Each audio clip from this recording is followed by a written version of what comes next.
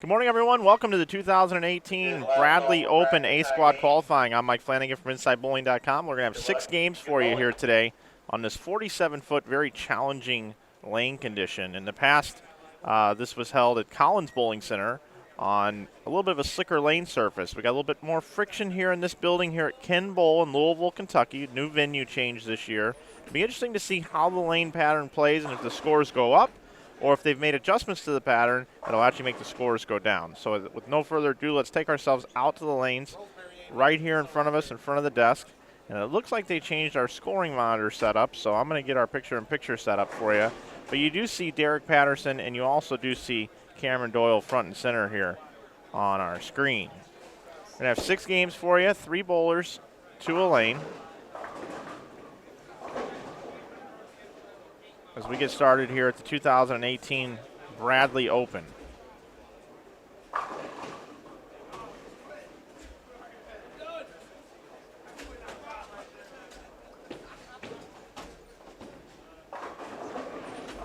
And Cameron misses the head pin. So this 47-foot oil pattern, every year this tournament is known for really low scores. We have a full field here this morning of 36 times 3, so if you do the math, I believe that is 108. 108 bowlers on this squad. There'll be 108 bowlers on the next squad coming up at 12:30 today. They do not re-oil before the next squad. The top 50 bowlers from this squad and the top 50 bowlers from the next squad will advance to the round tonight. There will also be a re-entry squad, but they'll take 8 more players from the re-entry squad. That'll be about 4 o'clock today. So 108 total players later tonight, which is what we have on this squad right now as well. That is if the squad is full, and we will get a full squad list for you here shortly. Do us a favor, make sure you give us a like down below as you're watching here live on YouTube. We certainly do appreciate all of our viewers that are watching this morning. Good morning to you. We are on East Coast time here in Louisville, Kentucky. Wow, look at that blower 8-pin by Mike Fagan. I did not know Mike Fagan was bowling this tournament, but Mike Fagan is in the field.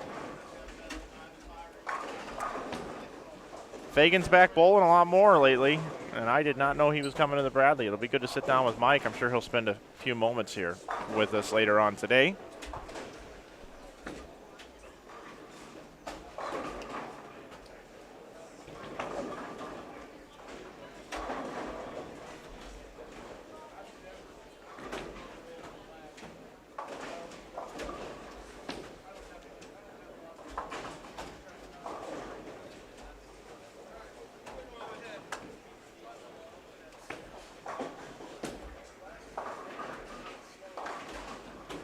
Also, if you're not subscribed to our YouTube channel, certainly would appreciate you subscribing.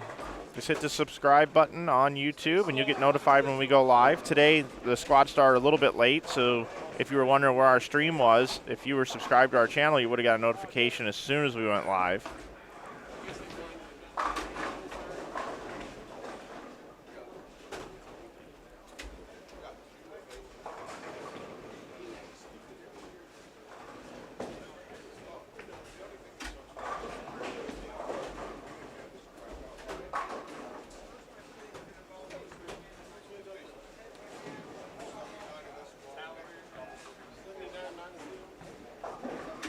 We currently sit at 9,398 subscribers. Just had a new subscriber click in. Thank you for whoever just subscribed. We're looking to get to 10,602 away. It's a big number for us, a milestone.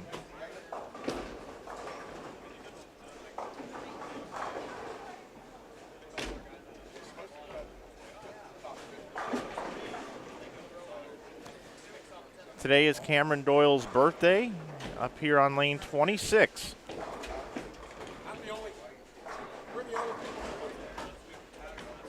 Happy birthday, Cameron. Enjoy your 10-pin.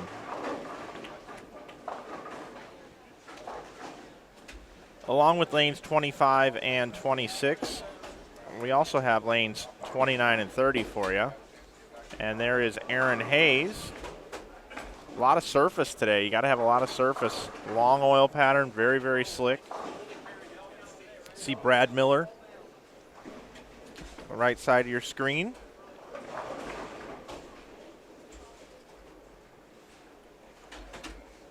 If you're looking for standings from last night's doubles event that we had, that was won by Derek Roseberry and his partner Gene Perez. All you have to do is go to InsideBowling.com, click on the live stream link, go down to the bottom of your screen, and we have event information tabs. Final standings are available there, and we will have standings after each game.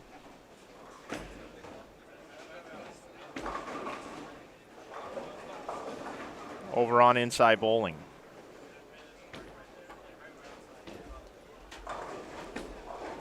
Hello to Wayne Chester from Australia this morning. Thanks for the confidence in our stream today.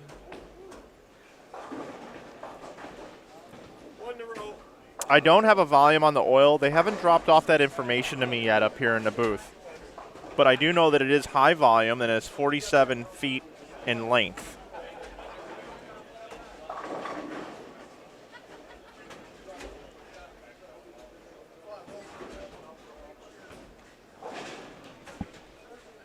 The weather outside is not quite as cold as yesterday, but we experienced a lot of snow yesterday here in the Louisville area, a lot of ice. Travel conditions are not great in this part of the country. I hope it doesn't impact the size of the field. So far, it doesn't look like it. They were 5 teams short last night, and I'm sure that had to do with weather. But still over 90 doubles teams last night. The stream stopped about 12:30 in the morning last night when we crowned our champions.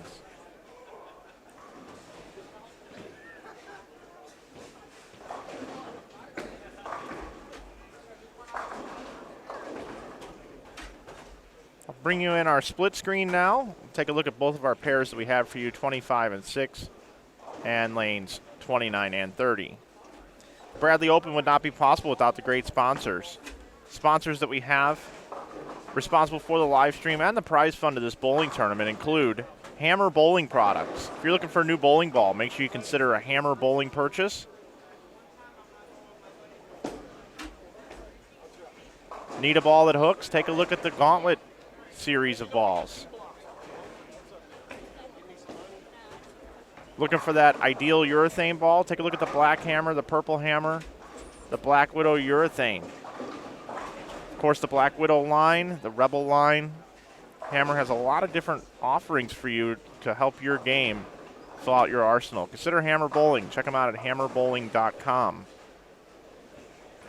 Other sponsors, New Center Consulting. If you have a bowling center, might want to do some upgrades, but can't afford all new, or you just want to try to figure out a way to improve your center, New Center Consulting can come to the rescue. They can come in, they can offer affordable ways to clean up things that you want to look better for your league bowlers. So if you're a proprietor or you bowl somewhere, you might need some upgrades, let the general manager know about New Center Consulting. They can help you out a lot. Also, Classic Products, sponsored the doubles last night, also a sponsor of the weekend. Creating the Difference, LLC. Louisville Great Flood Brewing Company. Laker Lanes. United American Supply. Touch Desk 3 Management System, Touch Score, and High Five Gear. Your sponsors here making this possible. Special thanks to all of the sponsors to allow us to have this stream and a great prize fund for the bowlers. $10,000 top prize here at the Bradley Open. Bradley Open's been going on since 1979 when Cecil Wilson from Lexington, Kentucky took home the inaugural year tournament.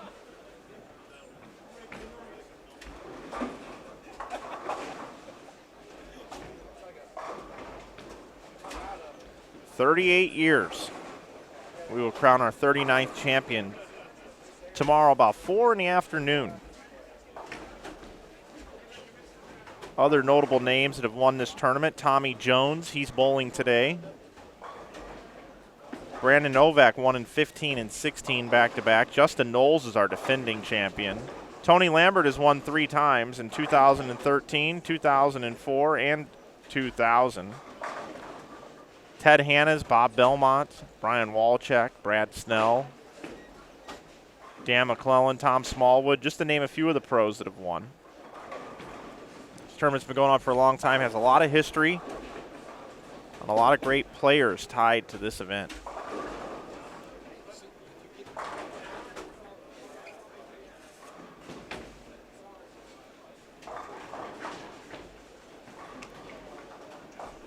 We've got a few folks here in the chat that are from Australia. Welcome.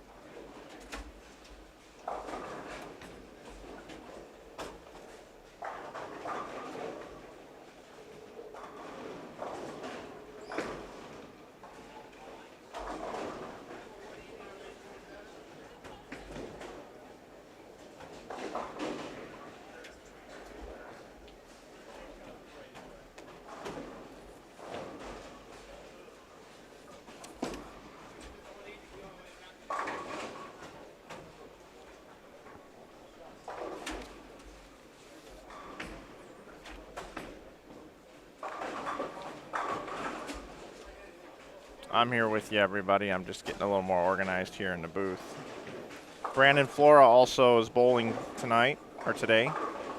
Last night, young man opened up with 299, 300, 258 in the 3 games of qualifying, bowled 857.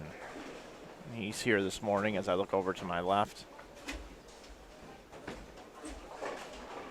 Former Major League Baseball pitcher Scott Downs is bowling. He bowled last year, entered all 3 times to try to qualify to make it in, or actually 2 times, I guess it was. And Scott, he's here this morning participating. He loves bowling. Getting a lot better, too.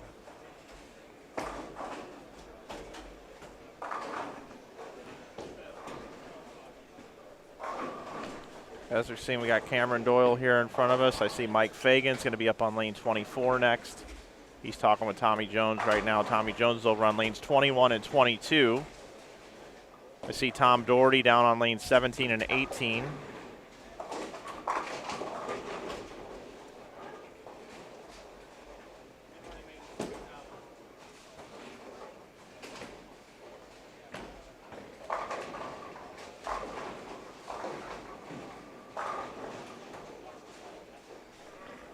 We have a 36-lane bowling center. We are set up right behind lanes 25 and 26.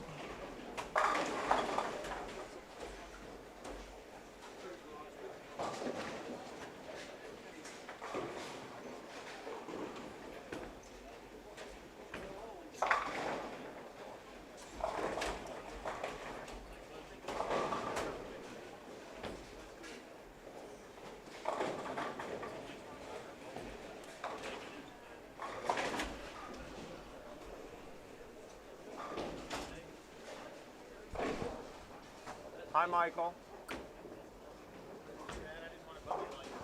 Yeah, I'm good. I'm good now. I'm set up. I didn't know you were going to be here. Good to see you, man.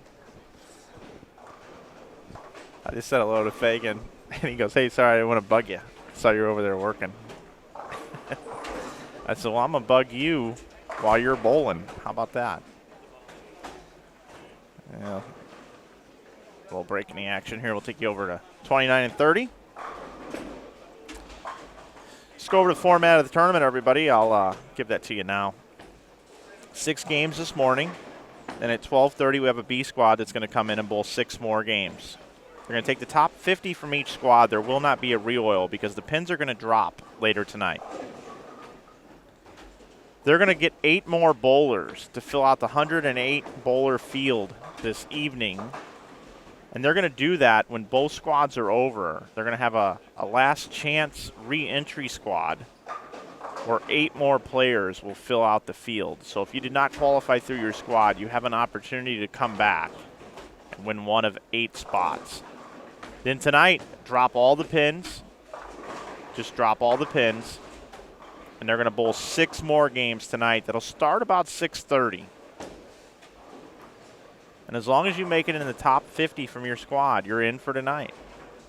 You bowl the 6 games, and then in the morning you come back. And the top 40 come back tomorrow to bowl 6 more games at 8 a.m. Then after that, they cut to 8, and it's elimination bracket style. That's your tournament format.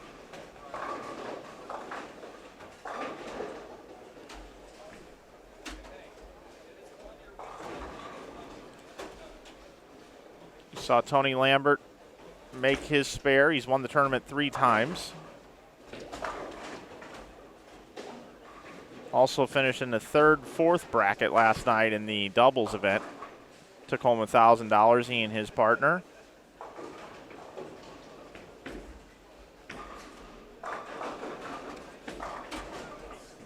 His partner, Brandon Flora, last night, as I mentioned, bowled the 857 in qualifying. See Brad Miller. It is a little chilly in the center. Brad wearing a hoodie today to bowl in. He's the man in black. Brad and his good friend Kyle Sherman actually have their own YouTube channel. It's called Brad and Kyle Bowling. You should check that out. Make sure you subscribe to their channel as well, trying to give them some love. That was a good shot by Brad. And I'll go ahead and bring in our split screen here as we're about halfway through this game number 1, 2018 Bradley Open qualifying.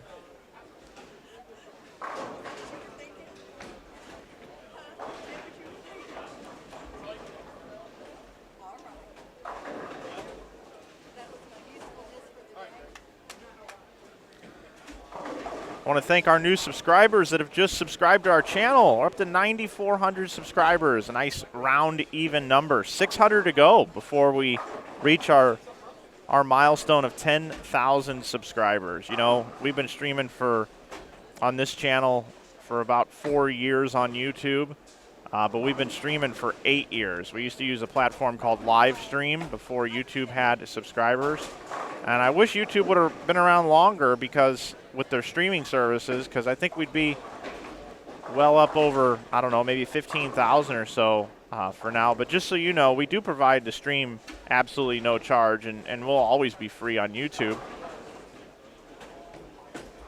All we ask is that you subscribe because we would hope that one day, if everything went perfect, we would have 100,000 subs, couple 100,000 subs, and what that does for us is if we could get to large numbers like that, companies will see that, and they may want to work with us and sponsor some of these broadcasts, and we could, give special awards away and cash prizes to the bowlers for these events. Or we could go out and we could, hire more folks to be able to, put this broadcast on for you, upgrade equipment, and be able to provide more streaming in the future. If it could be funded through just, watching a 15-second ad by 100,000 people, I certainly would consider streaming every single weekend and hiring a crew to go out and do this.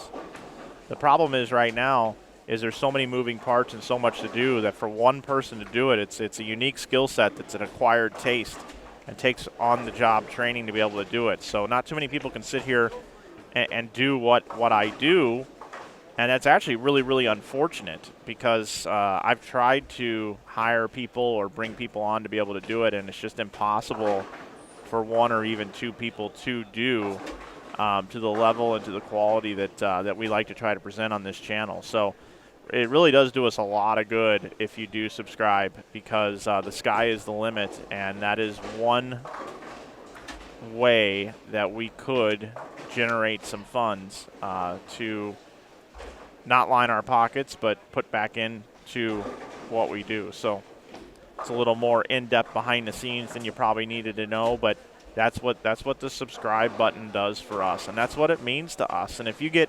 100,000 subscribers on YouTube, they send you this really cool Google Play button is what it's called. And I want one of those so badly, just like Brad Miller wants to continue to trip 2 pins. So thanks a lot, everybody. Really do appreciate subscribing to our channel. We have a very loyal audience, and I know a lot of you come back over and over again to watch our streams and know a lot of our history, a lot of inside jokes that we have here. Can't tell you how many times people type in the chat, "Hey Mike, did you get Steak and Shake yet?" Or, "Where's Beth?" That means you watched last year. It means you were part of the stream. And I take every single one of our viewers. I do not take them for granted, but really appreciate all of you. I'll tell you, I probably would have shut this thing down a lot sooner if it wasn't for you guys in the chat and the folks that love watching bowling.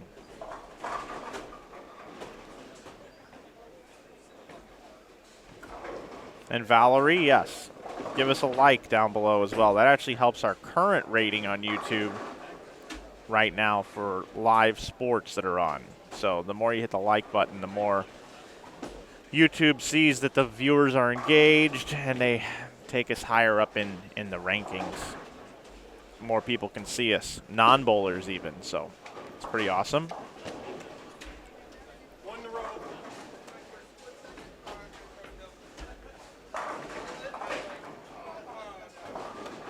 This lane pattern is extremely slick, very high volume. Everybody's throwing surface and almost tugging the ball to the pocket.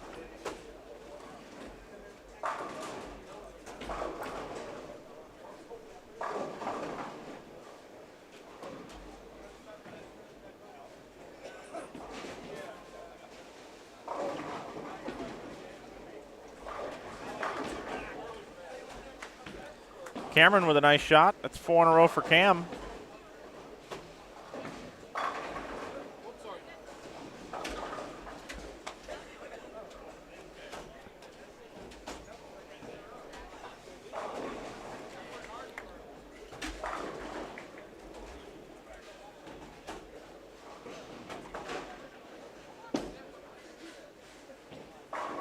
Trendsetter Rico in the chat says, "I've binged on IB bowling this week again. I really want to bowl some events." Well, get out and bowl.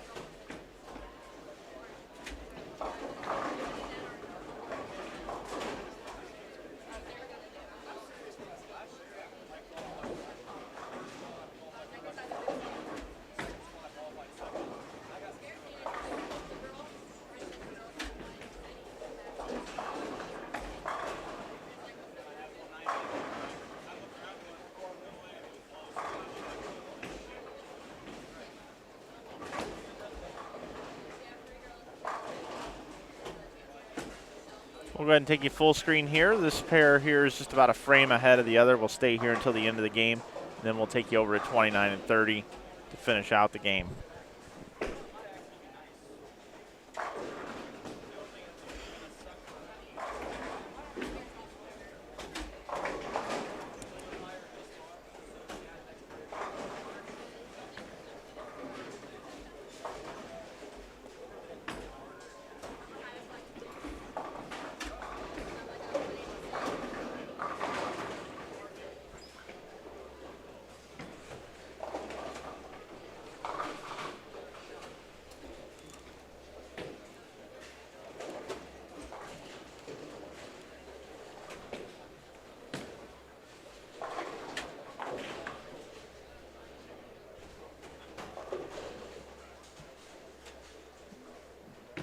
Be able to see Mike Fagan up on lane 24.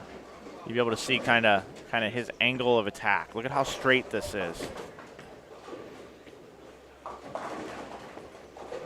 And that's right where he's been playing. That's a 5-bagger from Mike.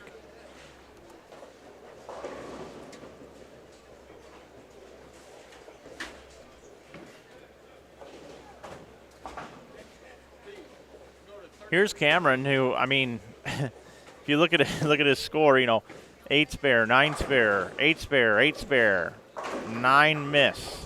And that one probably stung a little. And then he was able to regroup. Throw a 4-bagger, set himself up for the 10th frame. Cameron playing a little bit. He's not quite going as much up the lane as some of the other guys. He drifts left, little left or right. Gets the 8-10 out. Doing okay, Jason? Yeah, not too bad. Everything well? Tired, but I'm here.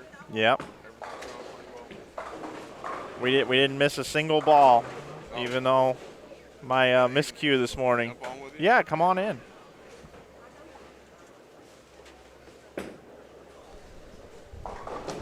Joining me now, I got my friend Jason, the tournament director, here with me. Jason, good morning. Morning. Got folks talking a little bit about the tournament, obviously, this morning. I've gone over all of our great sponsors that help put this thing on. You've got the venue change this year here at Ken Bowl. And I got to tell you, I don't know for sure because all these tournaments kind of run together. And you know me, I'm very, very busy. But compared to last year, I kind of feel like the vibe is just a little bit better. And it seems like you got more players signed up and bowling this year. Is that right? Am I seeing that right? I think the vibe's great. I mean, it's been very positive. The venue change has been a good positive reception from the local community as well as the bowlers. The Carter families have been very accommodating for us. So it's been a great transition. In terms of the bowlers, we expected a sellout by the numbers as we got through Christmas. Unfortunately, Mother Nature didn't play fairly with us this weekend, so I think we'll end up slightly down in regards to people that actually bowl this weekend. Sign-ups were higher. We were probably sitting around 210-ish for people that had signed up. Withdrawals overall will probably sit around 190. Okay. If I add in the doubles from last night as well, the doubles had 85 teams. Yep. We only had 79 last year, so overall we're still going to be up for the event. And still, in my opinion, it's a phenomenal turnout with a absolutely with super high caliber field of great players from all over. I was really surprised to see Fagan here today. I didn't know he was bowling. Yeah, it was awesome. Yeah, I've got a funny story with that, really. I got an email from Mike with the payment because it was from Fagan Incorporated, and I didn't want to assume where the payment was from or who it was for. So I reached back out and I said, look, I just want to make sure who the payment's for or who the payment is being paid for. And Mike came back with a little laugh and said it was for himself. So I said, look forward to seeing him, and another great bowler to add to the roster. Yeah, and he's coming in all the way from, he lives in Vegas now. Yeah.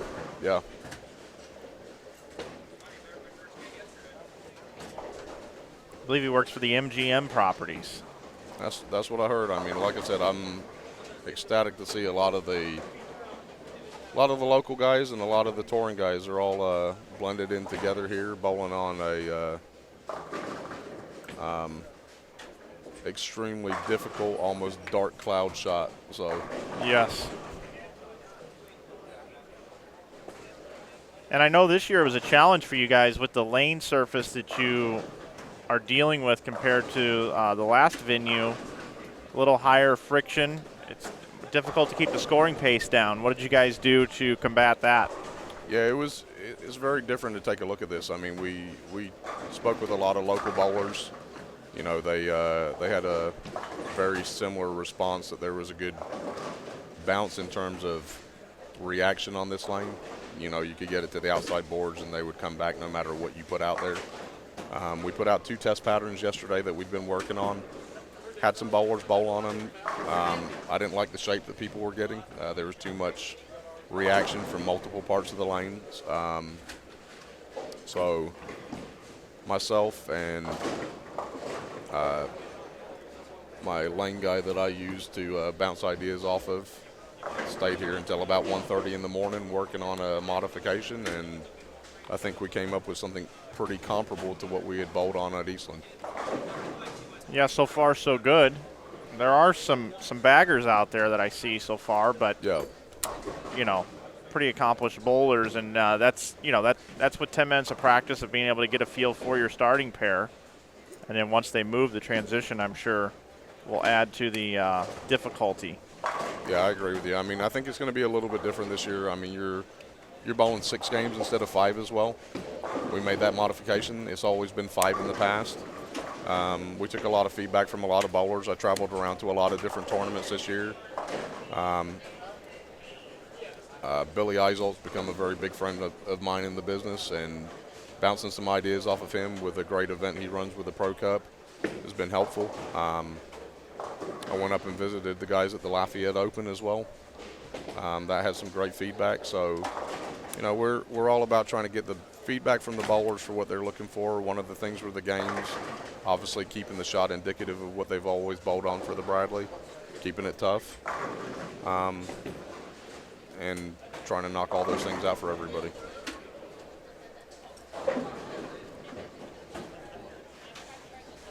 We haven't had a chance to really chat much. We've just both been kind of on the go since we've been in the building yesterday and today. But how are you doing personally, man? I know you run centers and things like that. What have you been up to? Had a couple changes over the last 12 months. Obviously, this time last year, I was at Eastland as a GM. I'd been there for 6 years plus. Moved up to Louisville, took a position up here. Unfortunately, that didn't work out too well. You know, differences of opinions, those things happen. Landed back in Frankfort, Kentucky, running the center there. It's about 10 minutes from home. It's great for convenience for the wife and kids. The owner and, well, both owners, Dennis and Jessica, have been extremely accommodating and looking forward to what we can work together at the center. So that's been a lot of fun. And then, you know, working on the Bradley is very much a all year round kind of job. You know, we get finished after this weekend, maybe take a couple weeks break and get right back into the swing of it. So we've added a couple more things this year, new website. Yeah. You know, launched that. I've been visiting the website to stay up to date on what's going on. Yeah, that was different. I picked your brain a little bit on that, so I appreciate that. Yeah, no problem, man. The social media pages, keeping up to date with that. My wife's been a great help. I said we'll conspire together and get her on the live stream at some point unexpectedly. Okay, So. yeah, that sounds good. We can certainly do that. I want to give a shout out to my buddy Nick Andrews in the chat. Says the best part of waking up isn't Folgers in your cup, it's Inside Bowling live streaming. It's our 3rd year doing this tournament with you, man. Time flies. It does. Time flies. It's you know, even though it's a lot of work, I have a lot on my schedule these days, and I kind of pick and choose what events I go to. You know, I wasn't sure I was gonna commit to this one, being the time of the year and the workload. But once everything gets set up, and I'm sitting here talking to you, and we're watching the bowling take place, there's really no place I'd rather be. I appreciate it. You know. Yep. I genuinely say this. I think we've grown a pretty good friendship over the last couple of years. Yeah. I definitely use you as a mentor. Well, seriously, thank you know, you. you Thank taught you. me a lot about the game and how to go about things the right way. And I don't use words about people lightly. Friend, mentor, giving guidance. You know, I'm typically one of those people that you either love or hate. So, you know, for me to find someone in the business that I got a lot of time and respect for, it means a lot. So I Thanks, appreciate bud. everything you've helped me with. Thanks. Yeah, appreciate it. Yeah, the more you do and the more you put yourself out there to try to do good and run events and do different things, the more open you are for scrutiny. And Of course. it's how you deal with that, you know. There's been a lot of things that have happened on these live streams. You know, even last week, I'll give you an example. We uploaded the holiday doubles live streaming. It's all on our YouTube page, and I have a dry sense of humor sometimes, or I'll be sarcastic. And there was a guy that had mentioned how is George Gohagen bowling on the left side? Like, how's he doing on the left side? And I made the comment of, how do you know he's on the left side? I mean, like, he was on the live stream pair, so, Right. like, it's pretty obvious that he was bowling on the left side. But that's just one of my little remarks, you know, that I had made on air. Right. You know, how do you know he's bowling on the left side? It was just a complete sarcastic joke, like, you know. But I didn't, like, then explain the joke, because Right. then that would have been stupid. So I'm going through the comments, and I saw that a gentleman had an issue. The guy that posted that comment had an issue the way that I responded.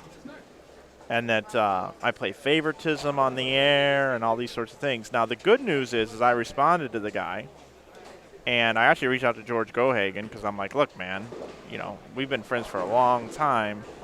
I don't want any issues here, you know, like, I generally don't like to lose subscribers or lose viewers. I don't know what I did.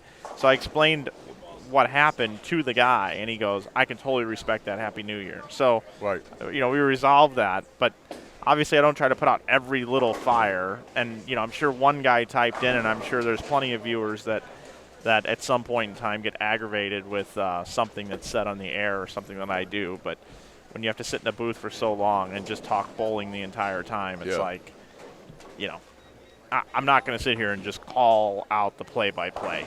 It's just that I will stop doing this. Yeah, but man, that's why you get a lot of viewers, a lot of followers. You don't run any dead time. You keep it you keep it fun.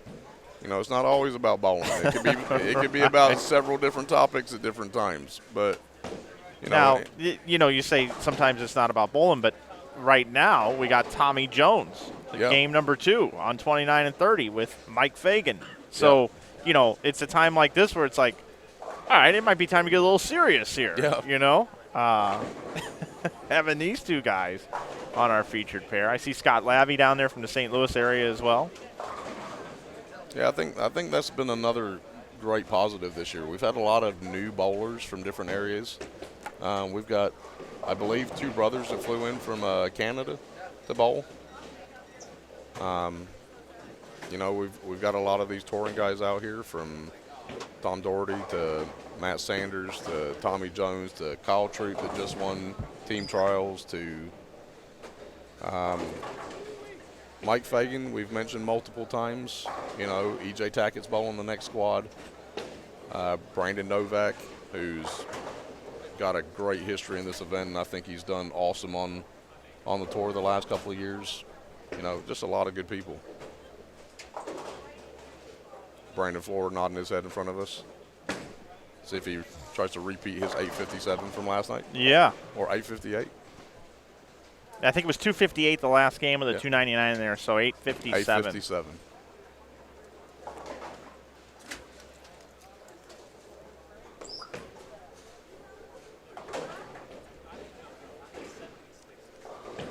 But we've made a couple other tweaks this year as well. With the house being a little bit smaller, the fields we're going to max out at 108 each, 216 total bowlers. This squad I think sitting on about 79 or 80, so I'll cut from 79 or 80 down to 50. The B squad is going to be pretty full, if not full, at 108. So that'll cut off another 58 bowlers in that squad. So we'll have 87, 88 bowlers that are eligible to rebuy in. And out of those 88, we'll take another 8 and advance them this evening with the 100 from the 2 squads for a full 108. Yep. So a little bit of a benefit of bowling early today. Yeah, which is a change in trend, really. The history of this tournament was always the other way around. You know, most people filled A to have a good look at what the fresh would look like in the evening. And a lot of people rippled over to B to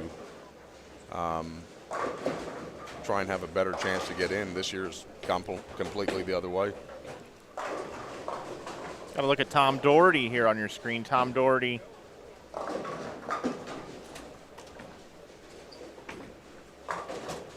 Matt Sanders, Will Turpin, Brandon Flora.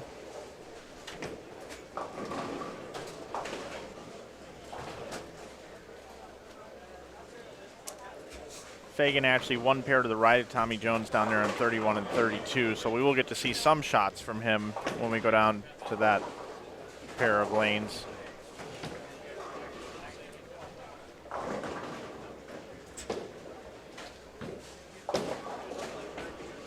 How long have you been involved with the Bradley? How many years? I think this is my 6th year now. The biggest difference this year is taking full responsibility on the event. Being a tournament director, I think, is one responsibility in itself. Owning and operating the event, as you've done with yours, is a completely different ballgame. Yes. I would compare that to streaming the tournament as opposed to streaming and running the tournament. Yes. Yes. I used to do that. I used to actually stream it and run the tournament simultaneously and commentate. Not a good idea, especially when you have 320 entries show up one year. Yeah, that's a lot. Yeah, that's brutal. I will never do that again. That was a younger Mike Flanagan. Thank Derek Vanish for the comment in the chat. Appreciate it. Justin Knowles, last year's champion, is tuning in this morning. Says Jason goes above and beyond for his bowlers. Thanks, man. No, we appreciate the bowlers. I appreciate the compliment, but you know, I'll repeat over and over. I think everybody that gets involved in running tournaments is doing it for the bowlers. If they're looking at it for a lot of other reasons, you know, they're not looking at the right part first.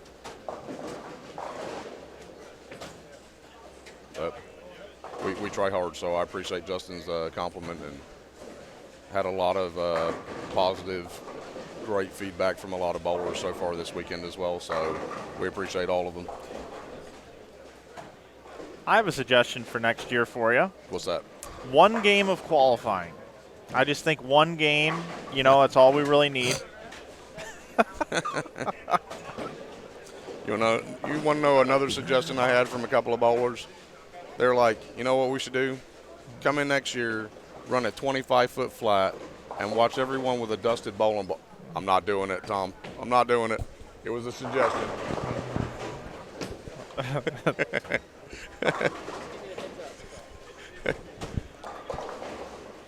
Again, as Tom Doherty gives me a death stare back here, I had a couple of bowlers make a suggestion that it should be a 25-foot dry pattern and just watch everybody as they go out there with their dusted up bowling ball and the ball just turns left. I said, as funny as that sounds, I don't think that I feel like getting killed by a lot of people. And I said it's always been the history of this event to play long, play slick. That's what they like. And that's what we'll continue to do. We'll make little tweaks each year to keep it fresh, but it'll always be like this. As long as you're involved with it anyway. Yes, sir.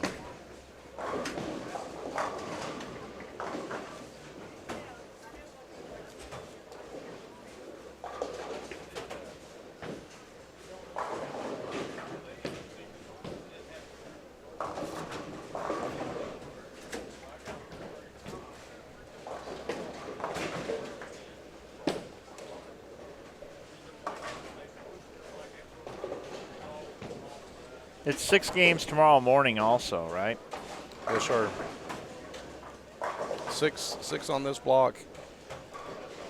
Six on A, 6 on B. Like I said before, cut to the top 50. Re-entry squad will go right after B squad. It will be only 3 games for those bowlers to get an opportunity to get back in. 6 games this evening on the advancer squad. The top 40 from this evening out of 108 will advance to Sunday morning. They'll bowl 6 more games, and their total 12 games between Saturday evening and Sunday morning will determine the top 8 for the bracket format final.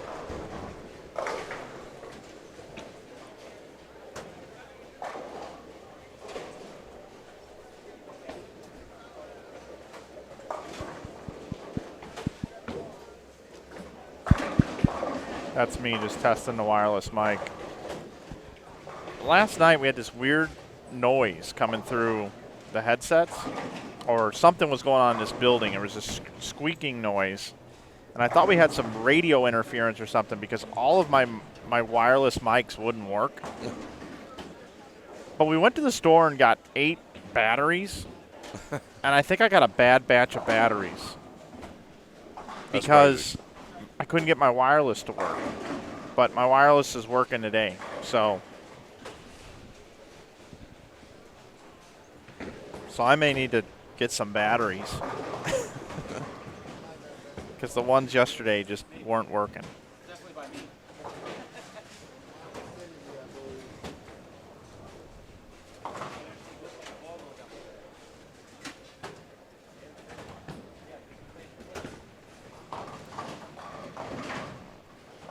I have a question here. What is the length of the pattern mic? I am going to defer to Jason.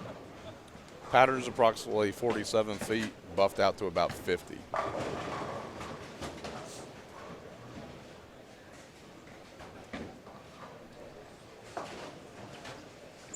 Lindsay in the chat says, thanks for the live stream.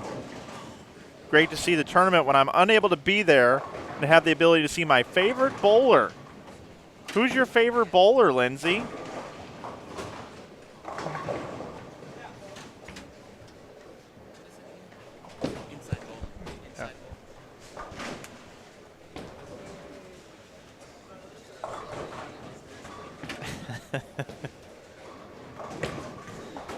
Favorite bowler. And those of you that are looking for scores, it won't be long, and you'll be able to see the scores when you go to InsideBowling.com. Click on the live stream link, and then go down the event information tabs at the bottom of the screen. They do have an A squad lane assignment listed for you. They will have standings once they kind of get in the groove of things here today. Takes a little bit longer to get the first game scores just because they got to go around and get everybody entered in for the first time, and it takes a minute. But then it comes pretty quickly after that. Yeah, we've made a couple of tweaks again this year with that. We normally have a lot of great volunteers that help out. A lot of them have been unable to get here today. Tom's in a good mood today. Doherty's in a good mood.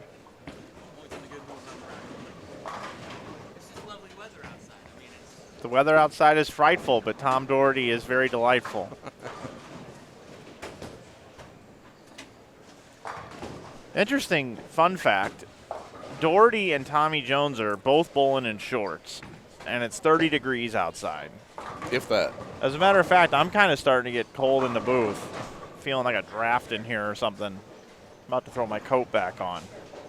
Yeah, I think they've still got the air conditioning on. I said that this morning. I didn't take off my coat for about an hour.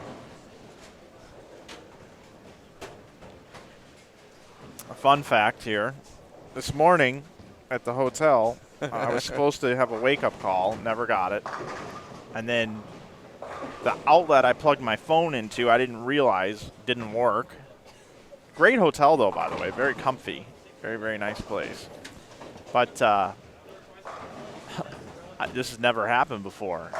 It's an hour past the time I was going to get up to get here, so I hit Jason up. Hit up a fellow colleague to see. I thought that he was bowling A squad. Let Jason know I'm on my way.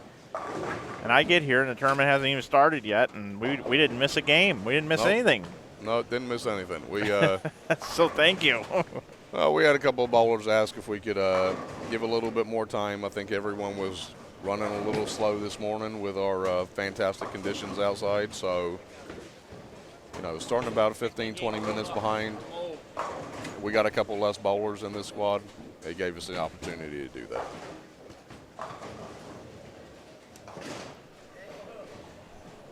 It amazes me how many people we get to watch our broadcasts. 263 watching already this morning. We certainly appreciate it. We got 39 people have hit the like button down below. Once again, we don't need that for our ego. We need it so that we get boosted up in the YouTube rankings of live sports that are on, so we can attract more people to our great game of bowling. So if you get a chance to hit the like button down below, we do appreciate it. It does help very, very much so. Vern, thanks for tuning in. Also, we do have lots of people subscribing to our YouTube channel. We're closing in on 10,000. Trying to get to 10,000 subscribers. We're at 9,403 right now. Up about 100 subscribers already just from yesterday's doubles and from this morning. Nice. Steady climb. And it means a great deal to us.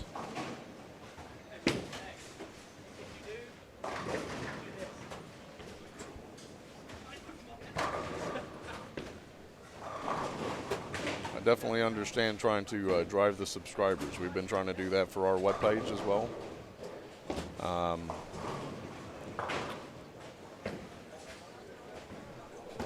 We're actually trying to see if we can drive up to 250 subscribers on the page, which is obviously a drastically smaller number than you guys are already at. But what we were looking to do is if we can get to that number, we are going to give away a free entry to next year's event. Nice. Just had a couple new subs. I wish YouTube informed us who just subscribed to our channel, but we certainly do appreciate it.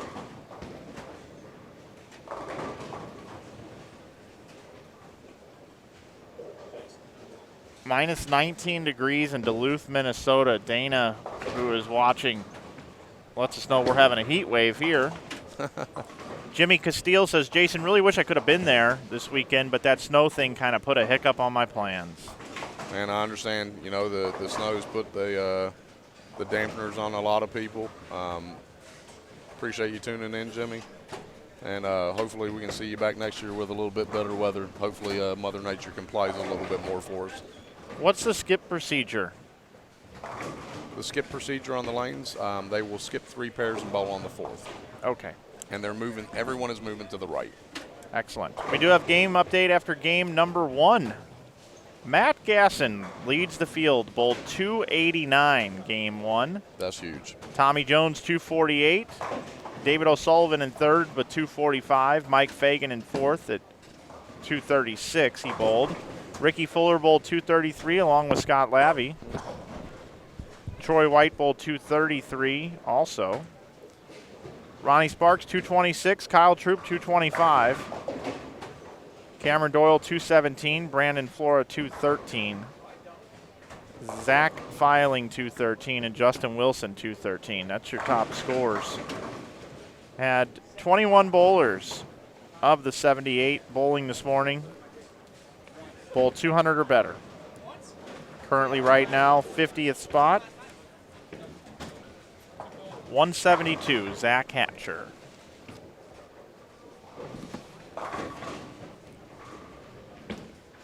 As well, Mike, on the scores, just in case anyone asks what the asterisks mean.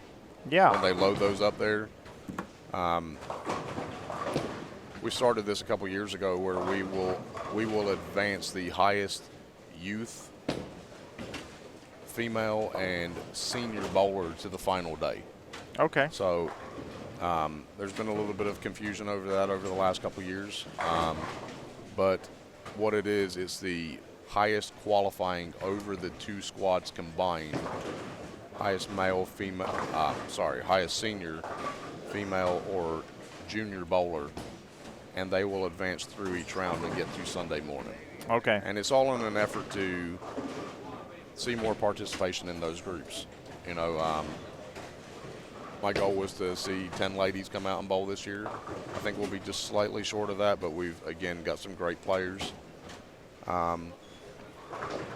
the senior crowd has always been pretty good. We did that 50 over instead of 55. And I think we've got a couple of juniors here today. So that goes back to the asterisks. Justin Wilson, who shot the 213, sitting in 14th, is one of our junior bowlers. Oh, that's great.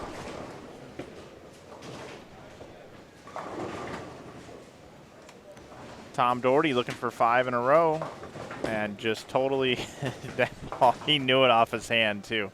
It just sailed past the break for a 1, 2, 4, 6, 10. I got a couple comments in the chat I definitely want to get to here. Lindsay just subscribed. Thank you, Lindsay. Greatly appreciate that. Also, Jeremy Christensen says that he normally watches bowling live streams in mute, but we're easy to listen to. That's awesome. That's very, very nice of you, Jeremy. Thanks a lot. I wonder often whether or not my rambling and going on and on and on about different things and really not commentating much about bowling through qualifying is the way to go or not, but we're still alive and we keep having more subscribers than we did the day before, just like folks like Lindsay, so thank you. Like I said, you keep it entertaining all the time, so.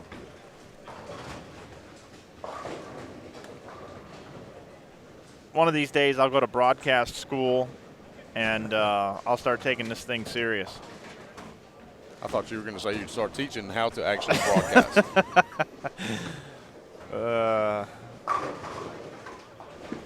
How to Have a Personality 101 by Mike Flanagan. Yep.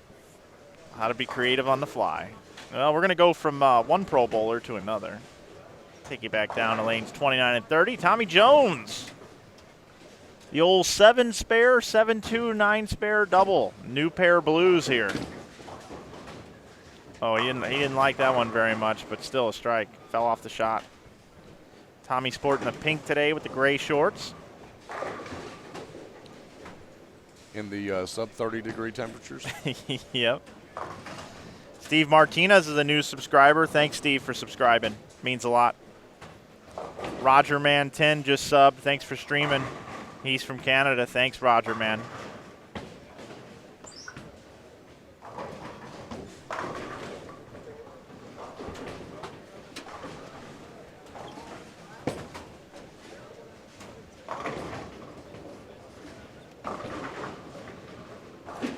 Truth be told, to you guys in the chat talking about the commentary a little bit, I don't really like going out to bars.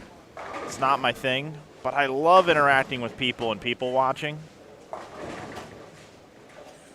So what a better way than to interact with a couple hundred bowlers on a weekend bowling a tournament and interacting with, you know, upwards of 10 to 15,000 unique viewers over the course of a weekend and talking things over a little bit. Definitely a neat experience. Get to see everyone's feedback in and out of the center from all over the place. The other thing is people don't beat me up too bad either on the stream quality. You know, here this weekend we have our equipment will go 1080, but because of you know, the internet speed, sometimes you can't get a high pipe into some of these buildings. And you know, we're broadcasting at 480 this weekend. We're recording here at 720, and the rebroadcast will be uploaded at 720. But you know, I haven't had anybody mention in the chat, hey, how come it's not, you know, a little higher quality? It's like everybody just kind of gives the benefit of the doubt, which is nice. Everything I've heard from a couple people getting in touch with me about the live stream, they've had nothing but positive reviews. So no issues. No.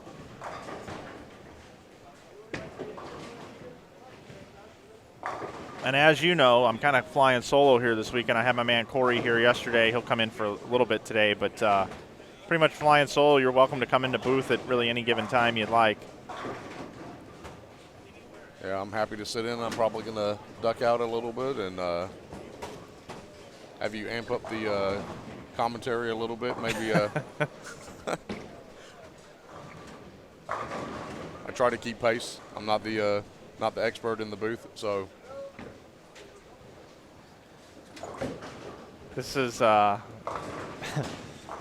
chat room is hilarious right now. But yeah, you're welcome to come sit in whenever you like, Jason. Yeah. Sure, I'll have some guests in here a little bit later. Yeah, like I said, you'll have to do me a favor. Even though I'll probably catch an earful from it, we'll have to surprise attack my wife, get her on the live stream, have her say something. She'll give me a death stare later on. So, you know, and I'll say this before I jump off. The other positive experience about taking this on and owning and operating the event is I've been out to bring my wife and kids and get them here. My cool. kids are both avid bowlers. They both qualified for junior gold this year. I've got a 9-year-old and a 14-year-old, so they're excited. They're avid players. They get to see a lot of people that they normally just watch on TV and see that Dad interacts with a lot of fun people. So, you know, it's a good experience for them. They're learning something different and having a good time. Probably not enjoying the 5:30 in the morning wake up call, but you know, at least they're having fun. Tommy Jones with a 9-pin. Scott Labby there on the left side of your screen. He bowled a really good game. He's in good position after game number 1. He currently sits in 6th position. I will say, just off to the side of Tommy as well, bowling on the next pair over. We'll see him when he is up on, what's Tommy on, 29 and 30? Yep. We'll see the young man come up on lane 31. That is Justin Wilson. He's the junior bowler that's currently sitting in 12th. So, is it 12th? I apologize. He's sitting in 13th. So, Yeah, it's kind of hard following that. Right. If they had it over here. Yeah, we're at a skewed kind of angle trying to guess what that is. Fortunately, Matt Gasson's is easy to follow sitting in first place. I don't have to worry about where the numbers are at. Yeah, 289 for Gasson to open up the day. That's a heck of a start. That's a heck of a start any year in this. I think I've only seen 2 300s in the 6 years I've been running this event. Yep. And I think those are only 2 300s that have been shot in like the last 10 years at the event. So 289 is pretty stout. I believe Brandon Novak had 300 a couple years ago, didn't he? He did. I got to hand him $1,000 cash live on the broadcast. You went over there and interviewed him. That's right. I remember that. I see that you've decided that it is still too cold in the building and the jacket has reappeared. Yes. Yes, I'm like Missy Misdemeanor Elliott up here in the booth. I think that also shows that we're getting a little bit older. You know, thermals may be required and some other heated type of clothing. Yeah. I'll get you. I'm bundled up here. Mike, I'm going to jump off here, go and take care of a couple of things. I Thanks, appreciate buddy. you having me. All right. Appreciate you. That's my man Jason, tournament director. Come by to spend some time. 45 milliliters of oil is the volume on the lanes. I was just shown that.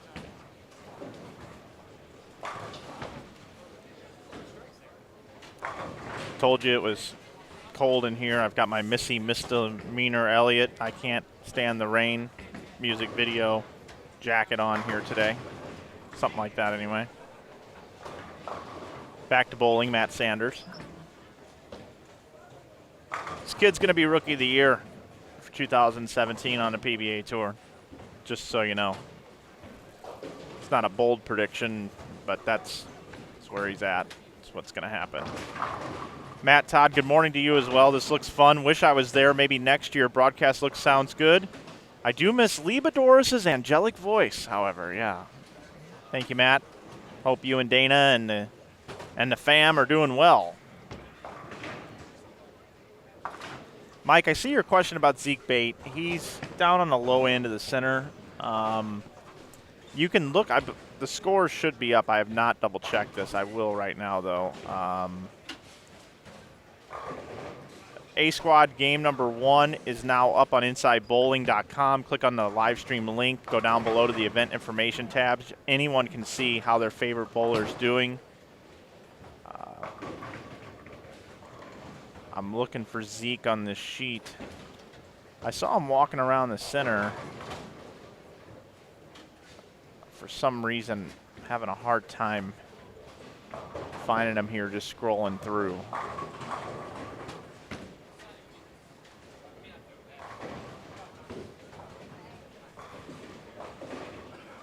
Let me see what I got.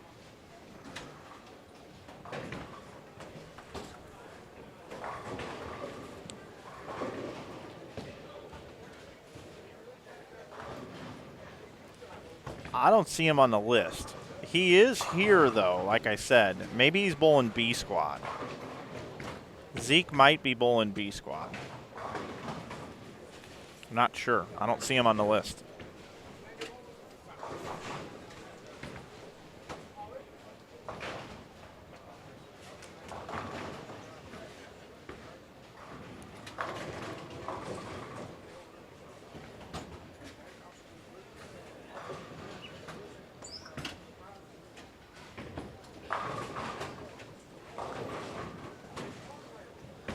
Oh, Matt Sanders with a six-bagger.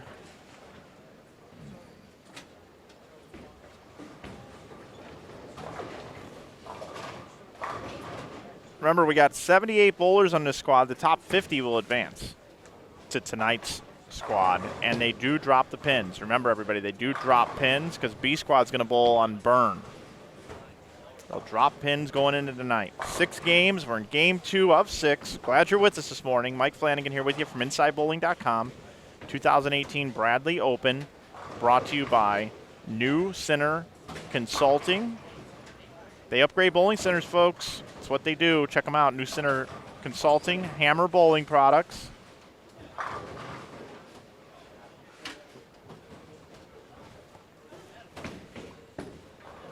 Our other associate sponsors as well, Creating the Difference, Louisville, Kentucky, Great Flood Brewing Company, Laker Lanes, United American Supply, Touch Score, and so much more. Head over to www.touchscore.com, makers of Touch Desk 3.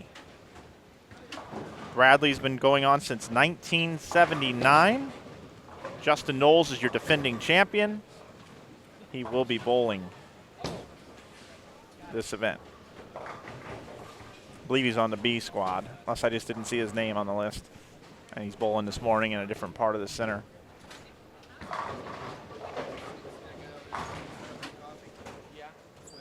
Matt Sanders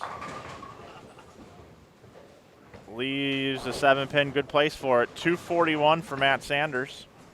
Good game, Matt.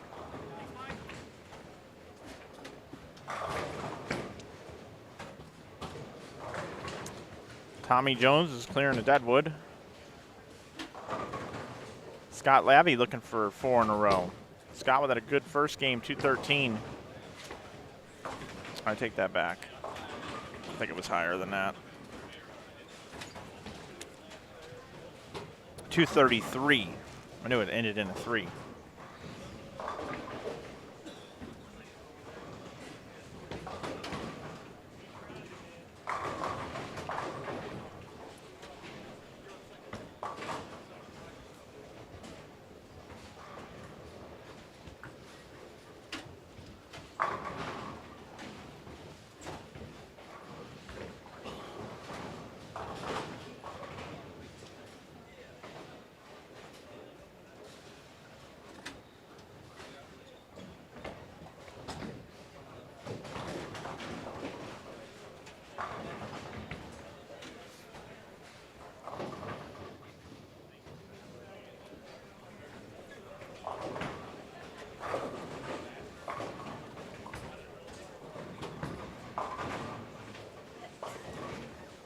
Hey, Matt, got a minute?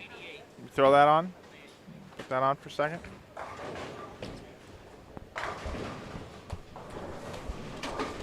Joined by Matt Sanders in the booth for a minute. I just wanted to get some insight from you. This building compared to the old building, are you seeing any differences in the pattern? I think this year there's a little less friction. Last year there was a lot up front. I could actually go through the face a lot last year. This year there's definitely seems to be more oil, or I don't know what the pattern is, but there's definitely more oil, more distance, something. Either the surface, something's a little different. Okay. Seems to play a little longer. So far, you're off to a pretty good start. Yeah, not too bad. That second game helped. That first game didn't figure out the right lane quick enough, so hopefully work off of what I just found this game and keep going. With only 78 bowlers, top 50 are going to make it, so that's kind of nice. Gives you a little bit of a buffer there to kind of get your feet wet. You're bowling on the fresh. They'll be fresh later tonight.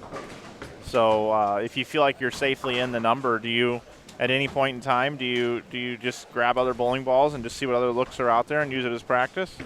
Maybe a little last game. I definitely want to finish this out, but I thought about that earlier. I knew they took 50 for tonight, so never know. I've got a lit and a black paradox that I want to check out too. I'm throwing a sideboard right now, but definitely a few other pieces I might want to try out later. You bowling all the events in February coming up? Yeah, sure. Yeah. All of them. I know your parents have been watching all weekend. Appreciate them supporting the stream and supporting you. It was nice to meet them out in Reno. Any goals this upcoming year on tour? I just keep doing what I'm doing. I mean, I'm here to win, so I want to get back on TV. I want to bring a few more titles home, so we'll see what I can do. Let's see if Doherty can pick the 8-10. Yeah, uneventful. Well, I know you're bowling with Tom and the crew. Looks like the pair is done, so we'll let you get out of here. Thanks for spending a couple minutes with us. No problem. Thank you. Matt Sanders, everybody. Thanks.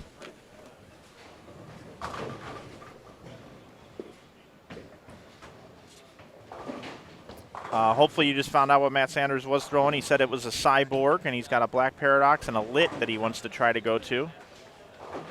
Gary Spurgeon, thanks for the help. Justin Knowles is on B Squad. And yes, that was a Mike Fagan appearance that you saw on the screen. Great to see him throwing a ball again, and I agree with you. He's bowling a lot of stuff in Vegas, and I was very surprised to see him here this weekend. He's getting the itch for bowling again. 219. Every game, I'll take it. It's not the day at the Masters with Tom Doherty, though. No, that's still the greatest video of all.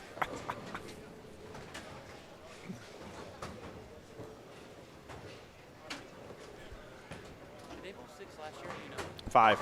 They bowled 5 last year. Yeah. Are you up any? You got a break here?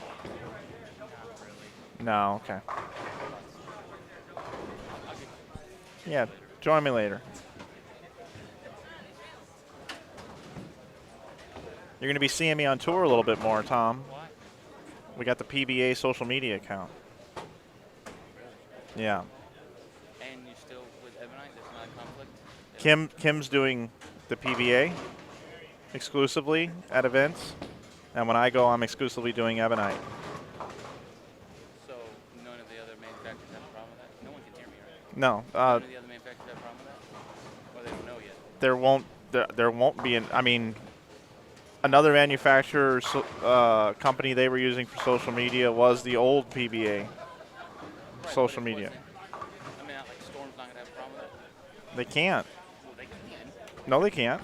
They can have a problem with it. But I'm just saying they can. I'm not saying they are justified to. I know They can. they can. But yeah, no, everything's fine. If they have a problem with it, then Everything's fine. good. I mean, I hope so. If their players don't get posted, then they would have an issue. Right, but you're not going to. Of course not. And Ebonite doesn't mind that. No. No, because it's right. I mean, Yeah. So it's cool. Jason Belmonte leads, you cover Jason Belmonte. Kim will, Yeah, yes. exactly. Right. And I will be there doing my EBI videos like always. So she's going to every week now. So she's going to have to. Anytime there is a live or a show, anytime there's TV involved, she will be there that week. So not the extra frame stuff. Correct. So every week on tour. So then you're going to be there with her. I will be You're there gonna cover almost. the dogs. I will be there most of the time. She'll be at the first stop. I won't, and then I'll be at the last 2 with her. So, That's cool. which makes it a little bit easier for me and her, when I travel so much. So it'll be a good thing. Double dip on expenses. It'll be one of those things where, like, the PBA won't have to pay for all the expenses, because sometimes I'll have the room with EBI, and sometimes EBI won't have to carry the expenses. It's just a win-win for everybody. Yeah, it's good. It's cool. Yeah. Good for you. Yeah, it'll be good. Building the empire. Building. Talking a little shop up here with Doherty. about some of the other stuff that we do besides the live streaming. I also run a digital marketing company. We do digital marketing for many of the companies in the industry. We're involved with Ebony International. We just took over doing some PBA social media work as well. Going into the big 60th anniversary year, we're really excited about the work we're doing with them. And we do some work with On the Ball Bowling and KR Strike Force as well. So busy, busy.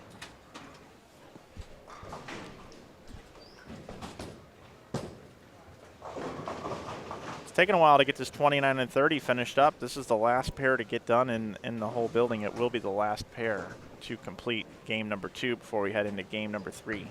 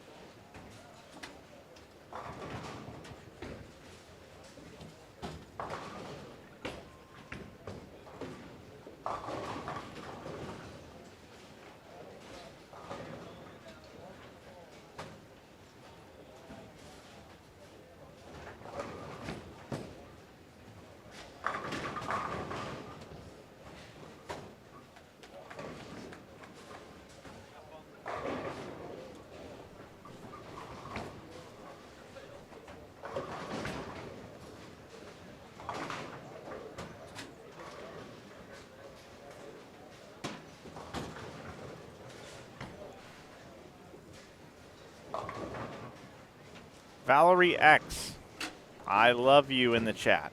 She says, hey, everybody, click the thumbs up. Share it on social media. It helps people.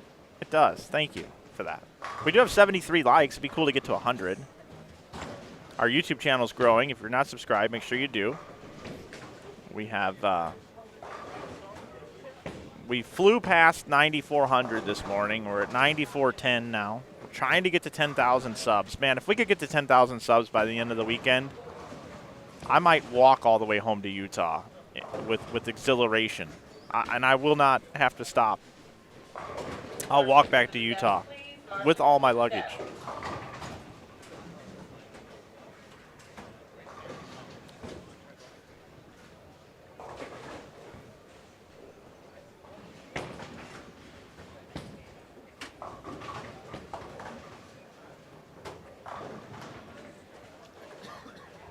Yeah, Dana makes an observation here on this 29 and 30 on why we're delayed. When Tommy Jones cleared the deadwood earlier, he did it on first ball, and something weird fixing the scoreboard. It's been kind of screwed up ever since. I think they might have reversed the arrows on accident. On these scoring units, you can hit RA, and it's for reverse arrows. I know, novel concept, RA. Makes just too much sense.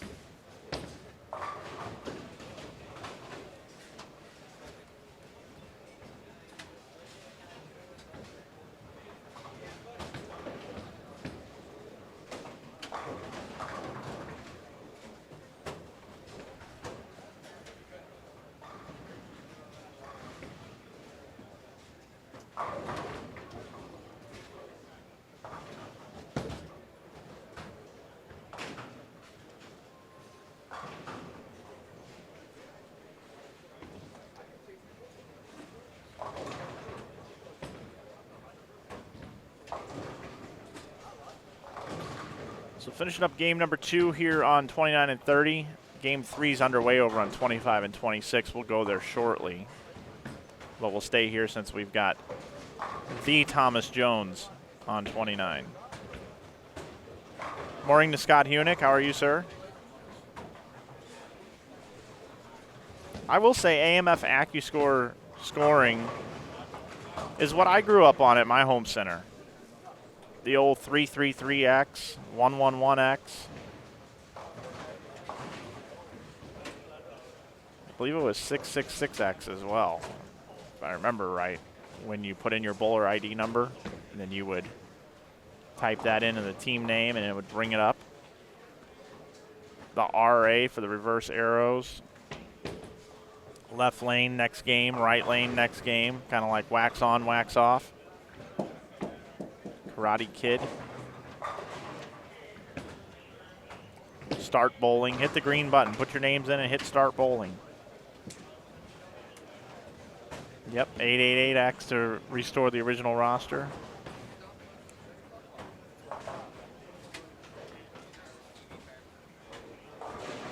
AccuScore, baby. AMF AccuScore. At the front desk, you would do, for instance, if you wanted to turn on 29 and 30, you would do 29. What was it? 29, like /30, open, on, I think is what you did on the back office on the front desk. Tommy Jones finishes with 202. I'm dating myself here to about 1996.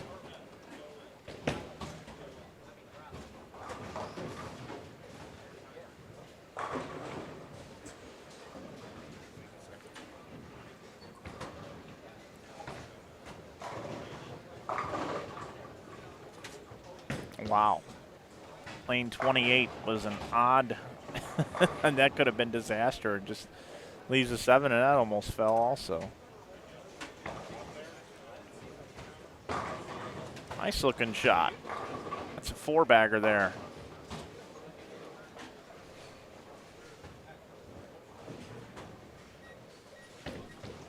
The 4-bagger.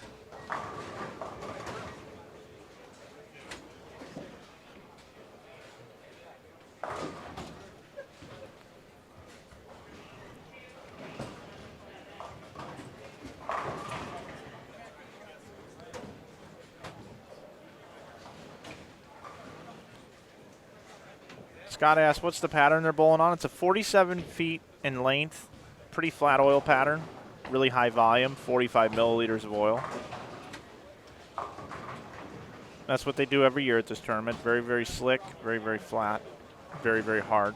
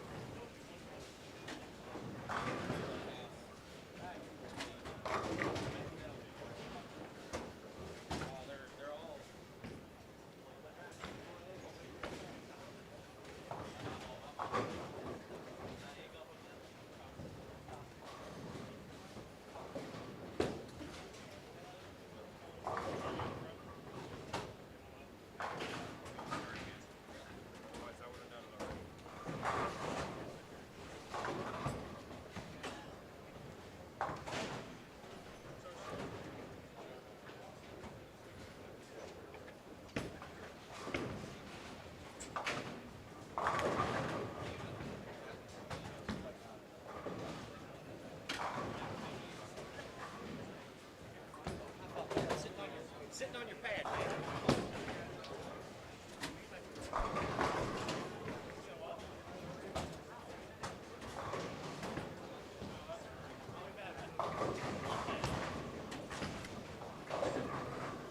Sam Bratton gets a strike. Still possible 171 for Sam. And this will wrap up game number 2 for the entire bowling center. Bring up game number 3 for you.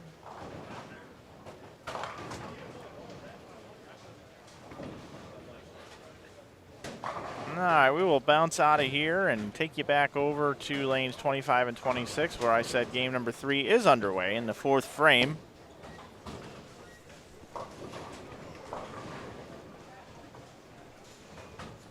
This pair is ahead of everyone in the building.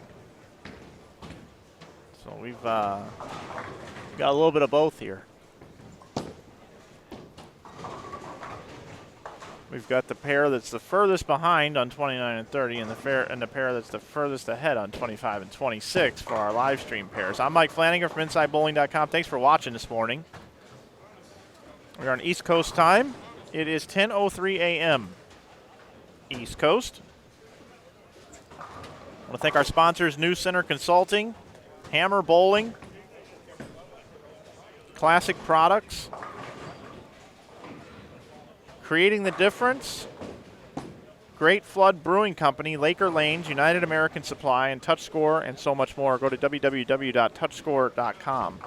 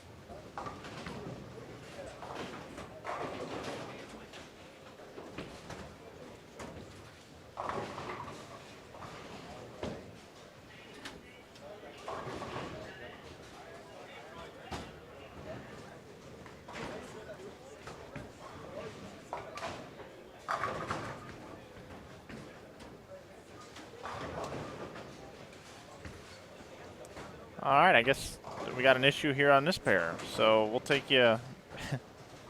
We'll take you over to 29 and 30, where action resumes. Game number 3 with our new group of bowlers and characters.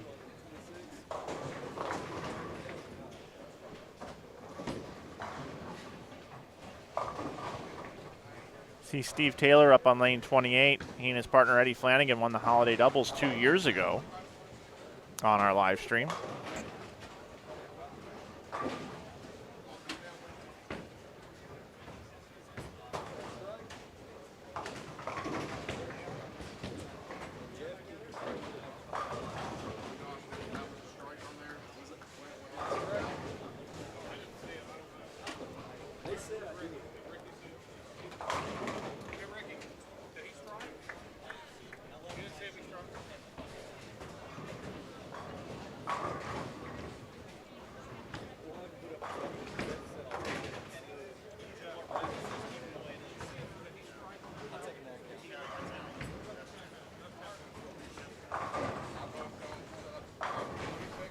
Mick Aos here in the chat is on West Coast time, 7:03 when you type that comment. Welcome, thanks for joining us so early this morning. It's Graham Faw, he's a PBA major champion. World Championship, I believe it was.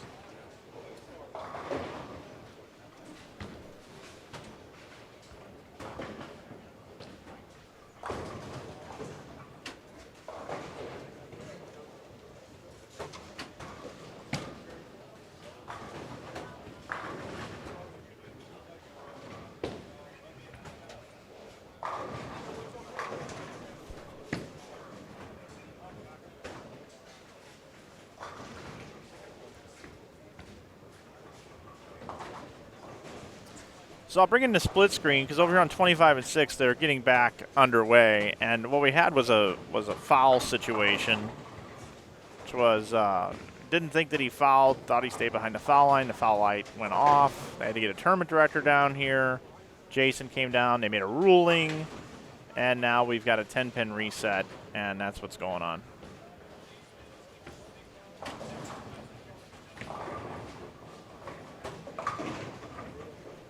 Hi, Brett.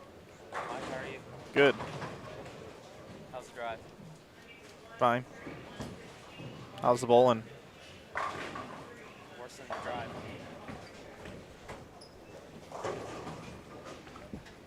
You only got to make the top 50, Brett Shepard. It's hard to do. How many people got 20 something?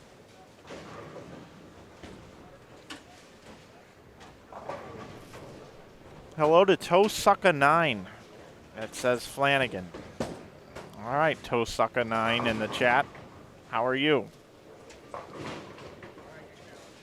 I have standings after game number 2, and they should be updated if they're not already very shortly on InsideBowling.com.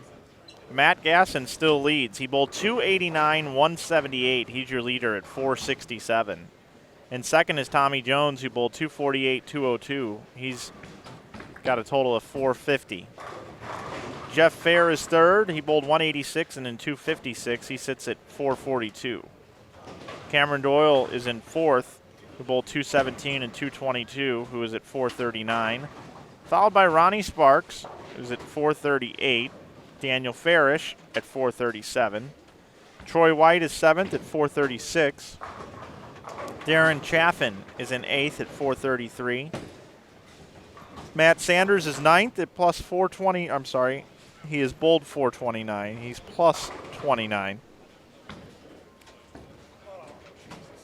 And Tommy T-Cats, and I don't know how to say Tommy's name. I've never had that one explained to me. It's T-K-A-C-Z, and I don't think it's T-Caz. There's no way that's right. But until I get corrected, he's in 10th at plus 26. Currently right now out of the 78 bowlers, 19 are plus. Chris Hester is plus at plus 2.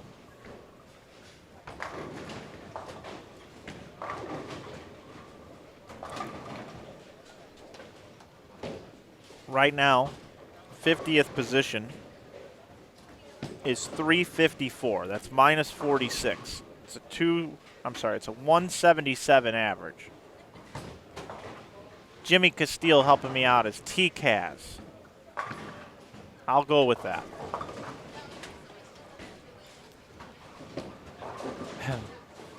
Mick wants to know, is Jesper or PDW bowling this event? No, Jesper is not. I'm sure he's at home in his home country.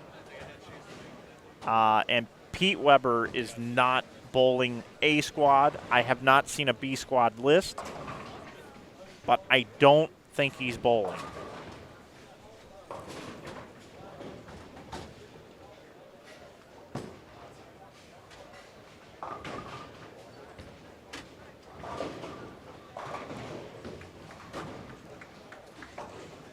Lee Bedoris, hello Lee, wants to know if I'm bowling the event. No, I'm not bowling the event.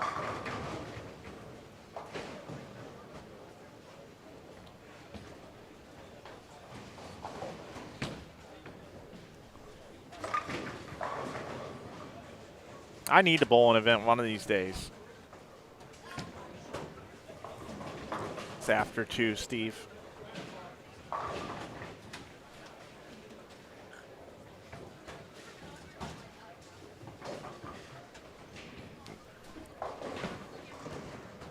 Our field correspondent, Tom Hess, letting me know that Jesper is at the Ballmaster in Helsinki.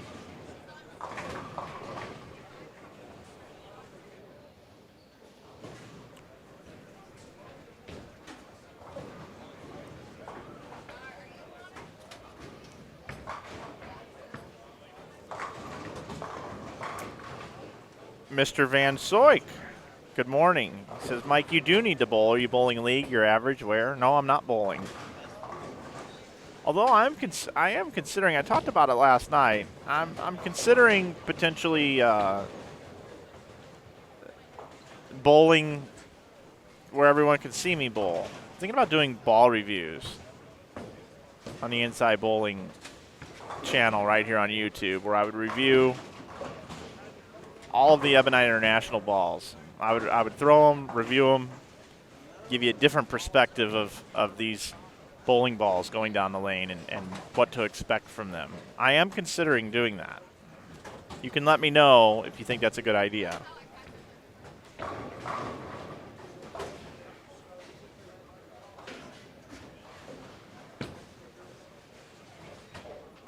Tom Hess given me some advice that I should bowl the Fusion Realtors tournament.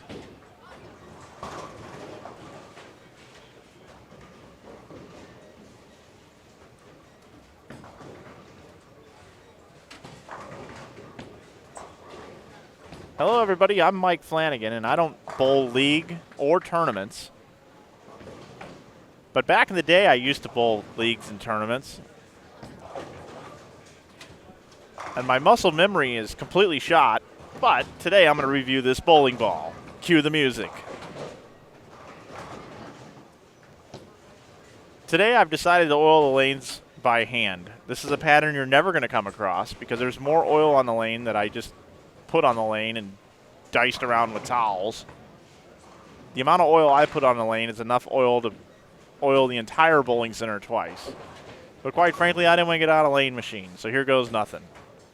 With the amount of volume I've put on the lane in the center of the lane, if I tug it in the middle, it's going to go directly to the pocket, but we're going to be able to see if that ball is going to read off the end of this somewhat around 43-foot pattern that I've hand oiled and see if the ball will go through the pins. Wow, I was impressed with that one. I can't believe it had that much oil left on the ball because it picked it up going down the lane and splattered oil on the lanes around it. That I highly recommend this ball. Now I'm going to move out to the right where I have absolutely no oil whatsoever and take my white dot and show you that there's a line out here as well. We'll give you 2 ball reviews for the price of 1. Thanks for watching, everybody. I'll see you on the next one. Welcome to ball review number 2. Today I've set chairs out on the lane, and my accuracy is terrible. Over the course of today's ball review, we'll see how many bowling balls I can destroy, how many gutter caps need to be replaced, and how many chairs die. Cue the music.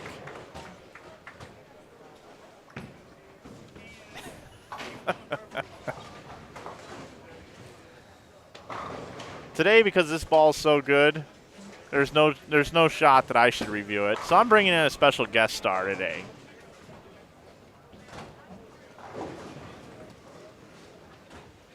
And I'm going to interview them about what they think of the ball, because it just doesn't do the ball justice for me to be throwing it.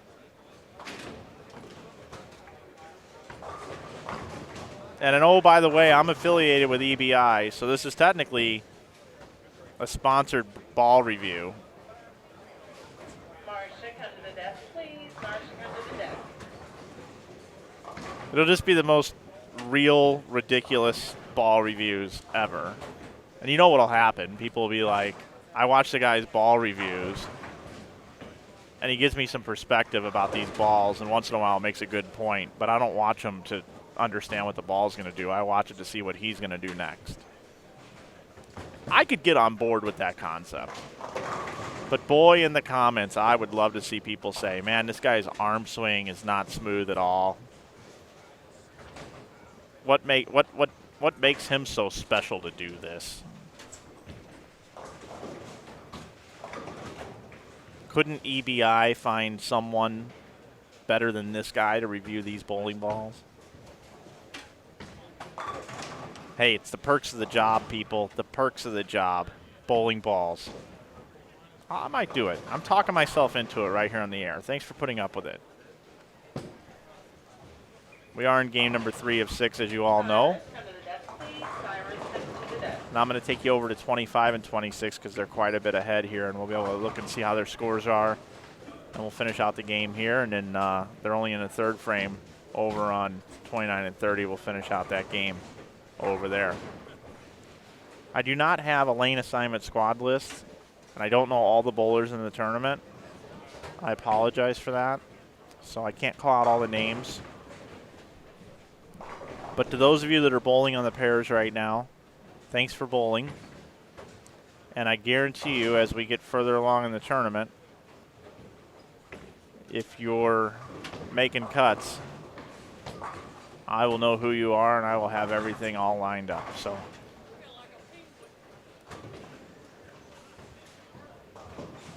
do appreciate this gentleman on lane 25. Hammer's the sponsor of the tournament. He's wearing a Hammer shirt.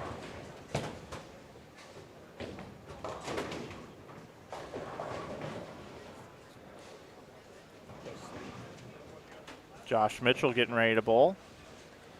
Wearing his High Five jersey. High Five, a sponsor of this tournament. Hashtag support the sponsors.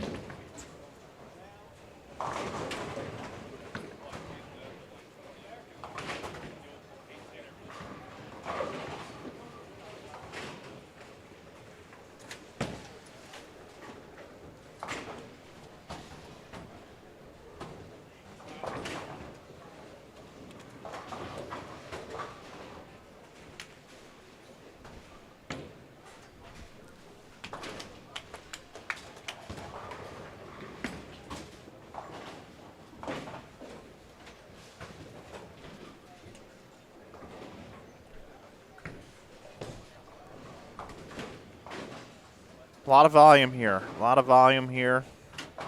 See dull balls throwing at corner pins and the ball never hooks. It's one of those tournaments where you really, I don't even know if you need a plastic ball at this thing. You might throw a plastic ball and throw it at 10 pin and miss it to the right every time because there's so much oil.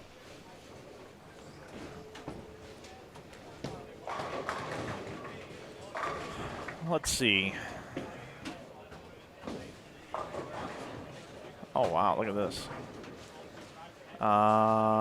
Let's see. Gotta get caught up here on the chat.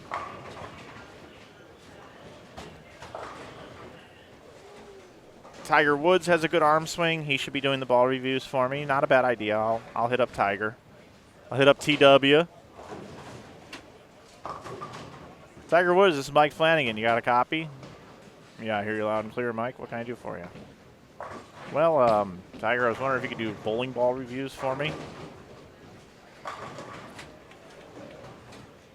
Well, let me get out of Spearmint Rhino, and I'll try to help you out. That probably, oh, boy.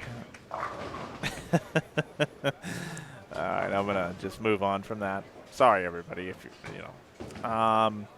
Lee says you would have a different perspective than the PBA pros, one that may be easier for some to relate. Yeah, possibly. The video production would be top-notch. It'd be better, yeah.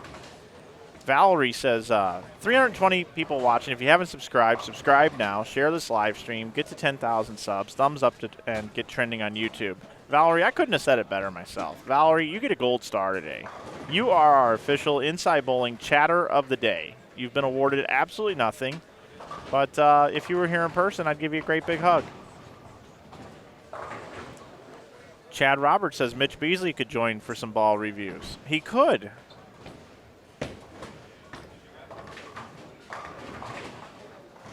Jeremy Sellen says, hey, Mike, why don't you do some reviews just on the lower price balls? Everyone does them on the top tier equipment.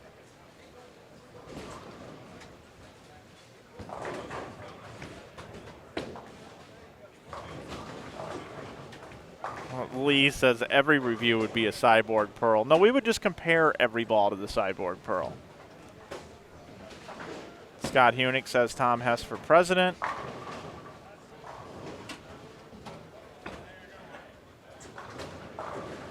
And Amerimiffy says, have you ever made a 300 game? I've made a few 300 games. And also, can I have a hug too? Sure, if you were here, I'd give you a hug as well. No problem.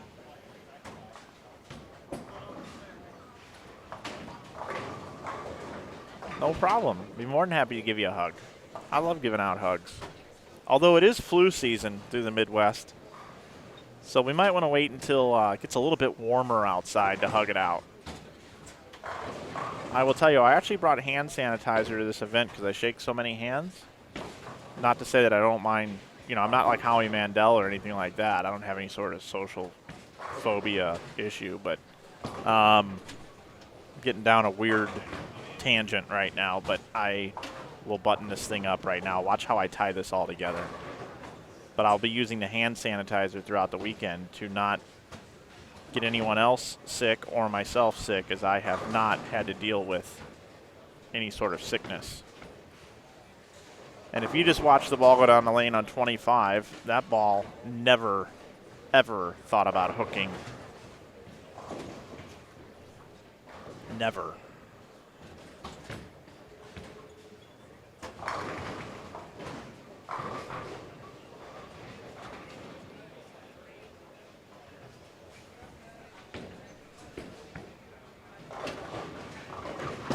And yes, everyone, I appreciate you dealing with the heads showing up on the scoreboards. I will tell you that the reason why that's happening is almost 110% my fault. I didn't bring taller tripods to this event. I brought the smaller ones. And I didn't realize that we wouldn't be elevated a little bit. So these tripods just really aren't tall enough to get where I need to get. So when there's 6 to a pair, at this event, it creates a double whammy for me. So yeah, you're gonna get you're going to see some heads on the screen. You know, I guess I could walk down there and tell each bowler when they come to the live stream pairs, hey guys, if you wouldn't mind kind of staying out of this small area when you're standing. But it kind of adds to the atmosphere, if you ask me. You know, it's kind of cool when you're looking to try to see a score and you're like zoomed in on the back of somebody's head. I mean, I don't know about you, but you can't get that much anywhere else. And I think that sets us apart.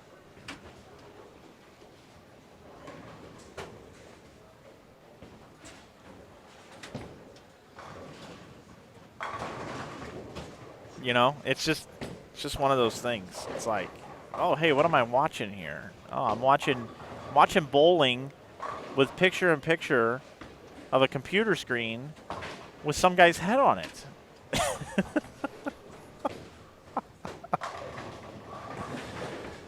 I don't know. I mean, technology today allows us to do so many different things, including that.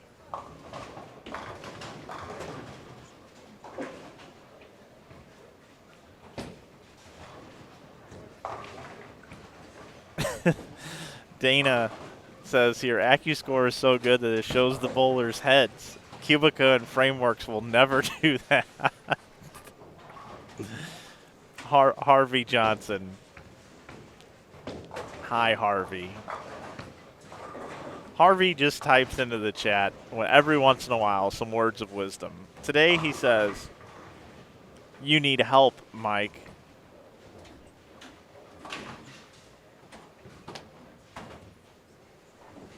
Oh, that's funny. So I've got this new feature on YouTube that it actually hides potential bad comments, and then I have the ability to show or hide. And someone has taken it upon themselves to just type this in. Like, I don't know why you would do this, but hey, whatever. So this guy here, his name's Will. And I have to approve this message or not approve this message. And his comment is, all these guys suck. I mean, thanks, man. I mean, really, I really appreciate you taking the time to do that. So what I'm going to do is I'm going to show the comment. Okay, you all can see it. Then I'm going to click the three dots over on the right. And I am going to hide this user on this channel. So now you can type in whatever you want forever, Will, and nobody will ever see it. So that's what you can do here. It's very easy. I have the power, just like He-Man said. Good morning. It's not that bad. They don't stay long. That's on the heads. Excellent, Lee. How will he replace such grace? Brad Miller is only so perfect. Talking about the live stream of the holiday doubles. Lee's going to bowl next year. Scores are very low. They are low. Very, very flat oil pattern. 47 feet in length. 45 milliliters.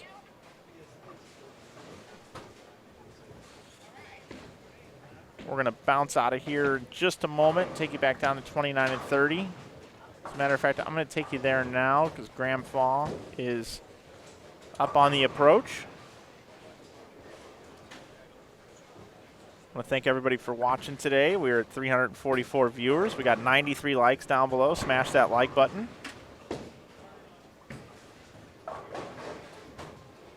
Steady growth on our YouTube channel. We are closing in on 9,500 subscribers. Oh, now we got eyes on the screen.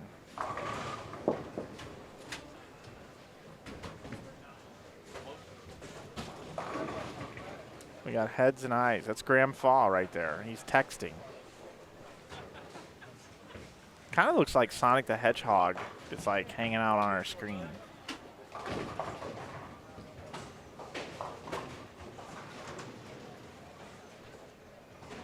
Sets his phone down and gone. Just like that. That's when these guys do that. It happens when they're checking their phones because they set their phone on the table right next to the tripod. So there might be a chance later that if it's held at just the right angle, you'll be able to see what they're texting or what they're looking at on their phone, which could become evidence in a court case. Stay tuned for that.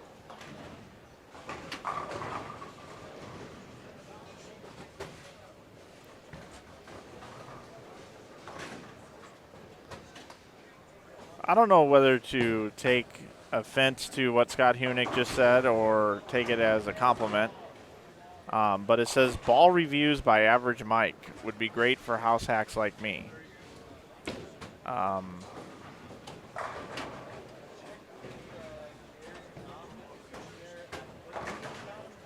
Average Mike? I'm going to have to think about that one, Scott.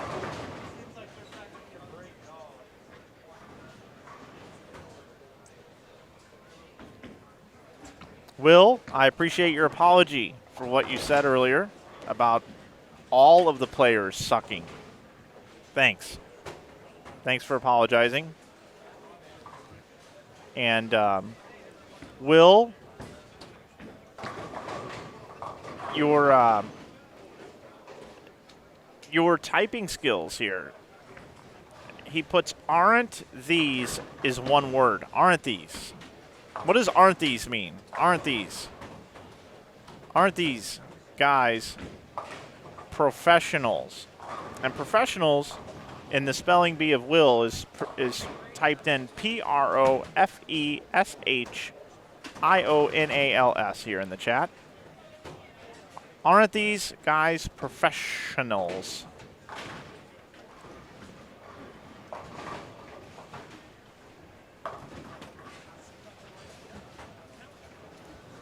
Will now clarifying with us. He says, hey, when I said they suck, I didn't mean for it to be mean, but I type really fast.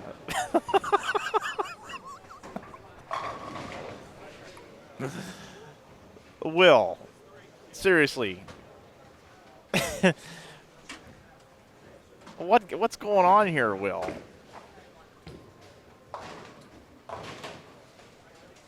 Oh, man.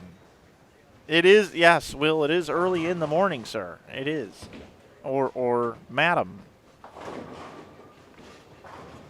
But, hey, thanks for watching the broadcast regardless. Will, do me a favor. If you're not subscribed to the channel, please subscribe.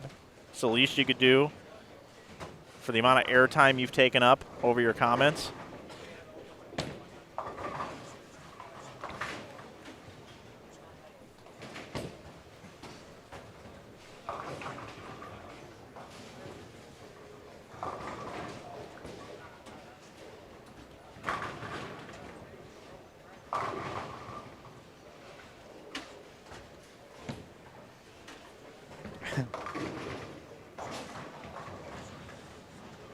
What are they bowling on? Oh, Graham right out there by the gutter. Woo, woo, woo, woo, woo, woo.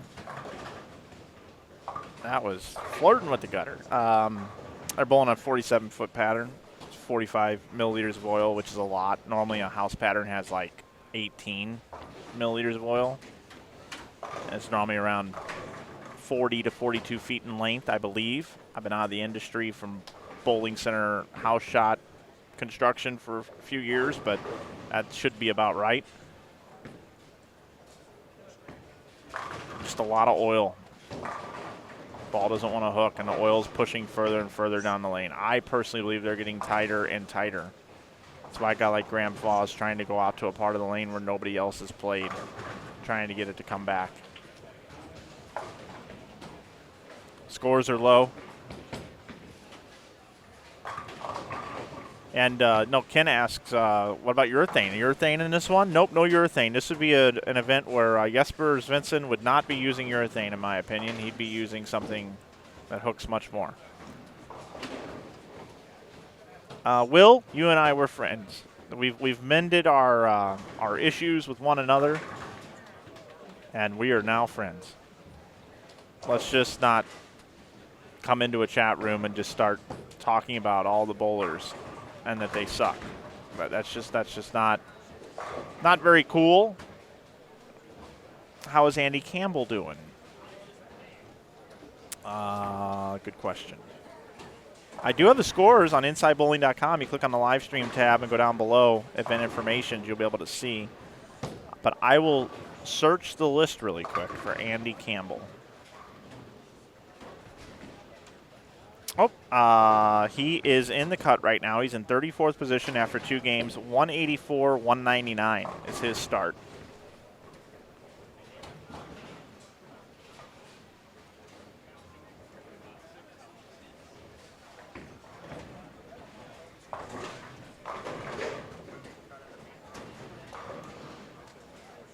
Wow, huge spike in the subs, everybody. Thank you for that. We just got a big spike for our channel. We're up to 9424 on the subscribers. We are closing in on 10,000. They'll be here before you know it.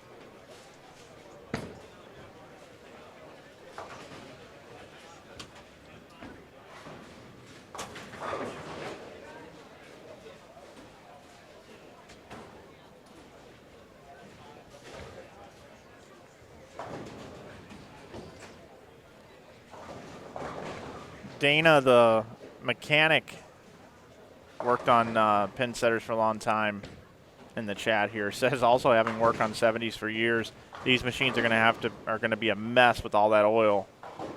Going to have to clean the hell out of the carpets at the end of the night tonight.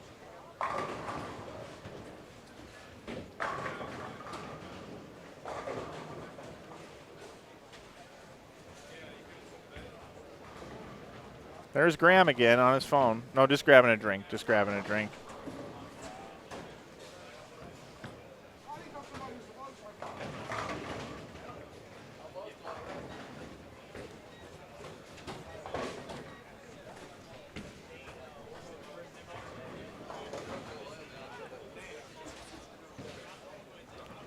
Thanks for watching, everybody. Oh, Ari Wilson coming by. Harvey's in the chat. Harvey's in the chat. Harvey, you can once in a while, just type in like some observations and stuff that you have other than, how much of a mess that I am.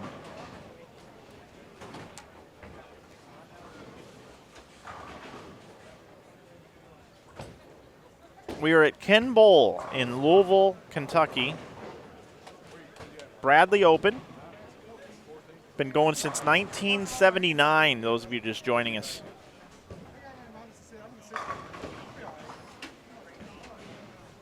There's Graham again on his phone.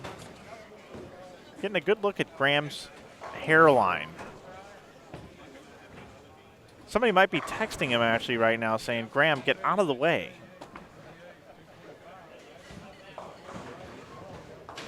If anybody's friends with Graham, just send him a text message and say, dude, down in front. See, he just had to check his phone. Now he's good. Maybe not.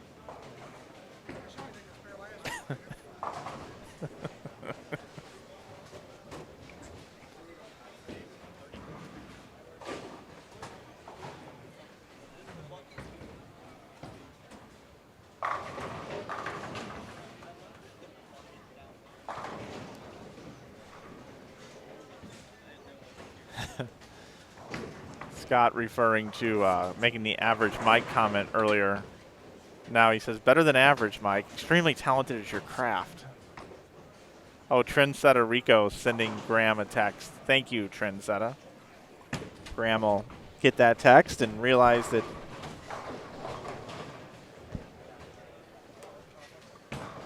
he's got nice hair, though. I'm not really seeing any dandruff. No issues. Looks good. Looks good. It's kind of nice, too, because Graham does kind of move from side to side so that we can see, the scores, kind of. He's definitely got his favorite spot picked out. All right, we'll see where he's going to play here. Last time he's really flirting with the gutter over here on this lane.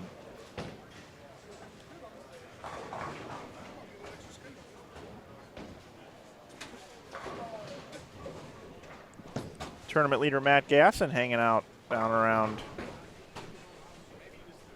this pair. I got good news. 25 and 26 are up and going in game number 4. I'll have that for you in uno momento.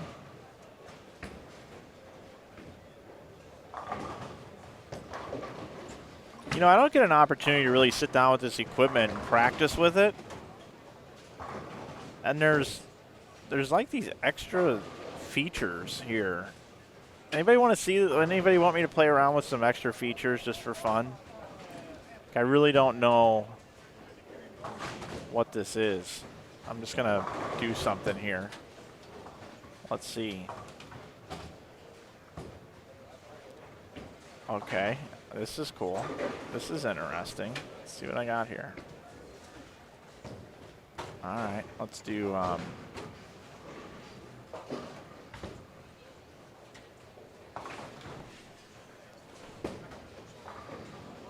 Just messing around.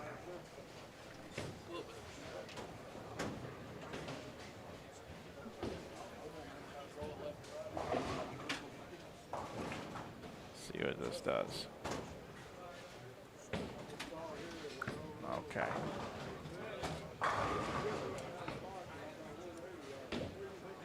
Oh yeah, this is cool. Take a look at this, everybody. This is interesting. I'm going to put this up on the screen here.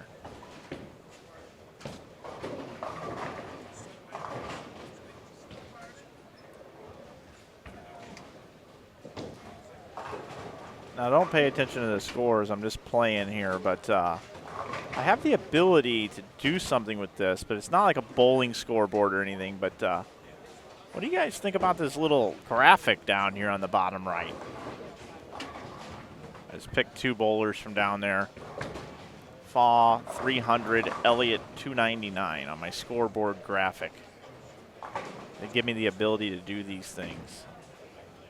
I think I can change. I can change it as well.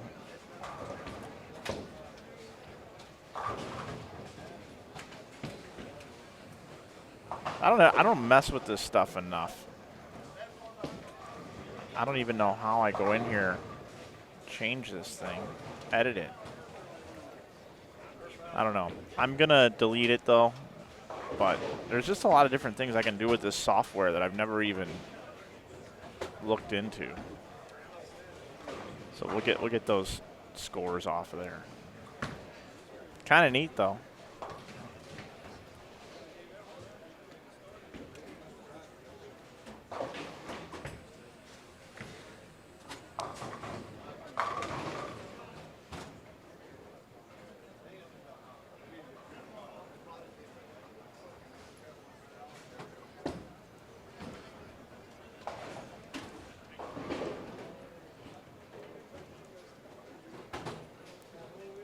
Yeah, Jake, I wasn't going to bring attention to the miss of the 5-pin again.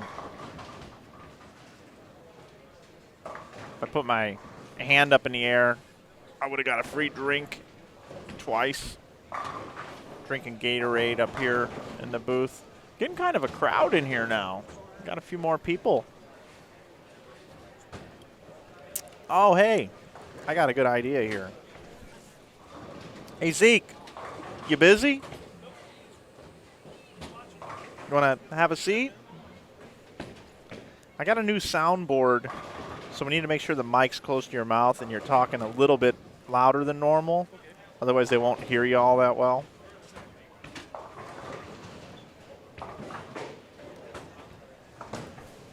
Testing? Yeah, Zeke Bate joins me now. Yo. We had some people asking about you earlier. Oh, yeah? Yeah, here, actually, that's pretty loud. Does that sound better? Yes. Yes. Sorry about that, man. It's okay. I listen to loud music sometimes. Yeah, there we go. Now we're in better business here. Used to it. Yeah, Zeke comes by. We had people asking earlier in the chat wanting to know how you were bowling, and I saw you right when I walked in the door this morning, and I was like, oh, let me look at the sheet. And I didn't see your name.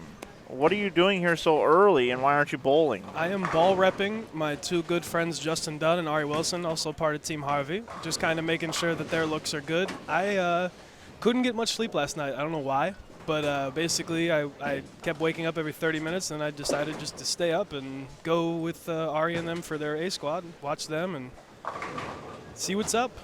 So yeah, that's why I'm here and not bowling and waiting for my B squad. So attempt. you are gonna bowl B, though. I am. Yeah. I'm definitely bowling B. Yeah, just Okay. not bowling now, just watching and supporting. And hello, everyone in the chat that said hello to me. Good morning to you guys. Thank you for watching this awesome event. This is a great event.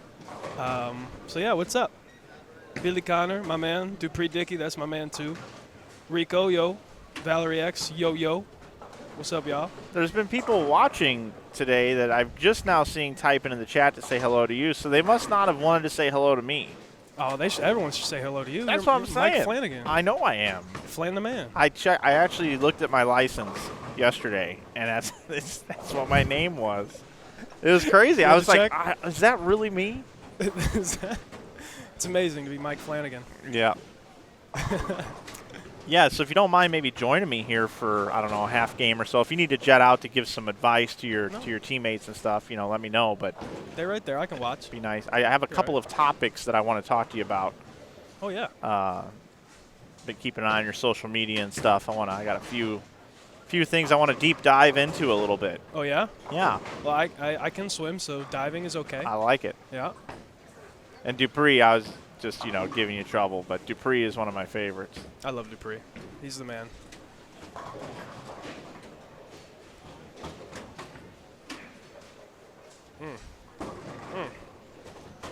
2810 City. Dupree, what do they call him? The pride, or what is it, of It's Orange either County? the Is king that of what- Oakland, the biggest Oh, dude that's in what it Oakland. is. That's it. The king The, of Oakland. the blank of Oakland. Just fill in a The king of Oakland. superlative for great, and you're fine. 359 people are watching. We got 112 likes. Our YouTube growth is steadily going up all morning. We're Nice. at 94.29. We're trying to close in on 10,000 subscribers, Zeke. We're trying to get there. You deserve 100,000. That's our goal. We want to Yeah. get to 100. That's Absolutely. for a long time I never really pushed the subs, but a lot of people just don't know about subscribing. If you subscribe, you get a notification on your phone when we're live, when things are going on. The YouTube app is fantastic. It is. It makes it very convenient to follow whatever's going on with whatever you want to follow. And you should want to follow Inside Bowling. Yeah, we're also on Twitter, Instagram, Facebook. We're getting ready to up our game a little bit. We're going to redo our website. We're actually going to start selling merch. Nice. Yeah. Merch is good. Yeah, we're going to start selling T-shirts and some other things and stuff. T-shirts are nice. And other things and stuff that are nice as well. Are you making hoodies and sweatpants? Not at first. Oh, man. The plan will be kind of roll this stuff out. You start with the T-shirts, and then next fall. Oh, now we have hoodies. So it's like it's a new story. I dig it. I will rock the sweatpants. I love sweatpants. Good sweatpants are awesome. Got game number 4 coming up now. They are in the third frame. Hook, hook, hook. A little bit ahead there.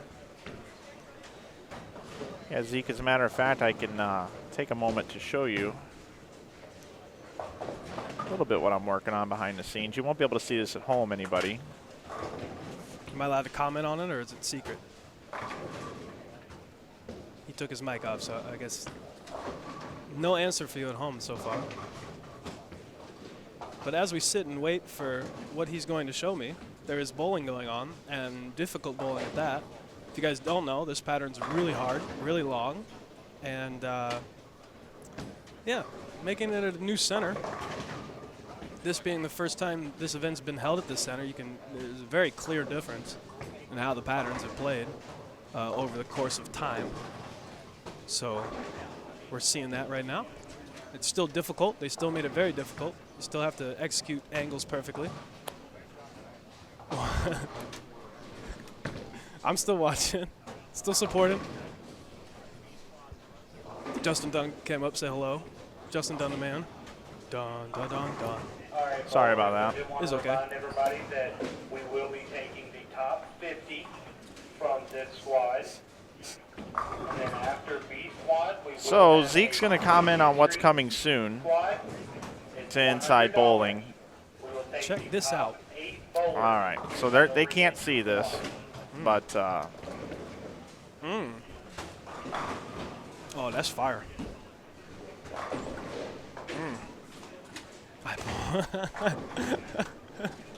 That's clever.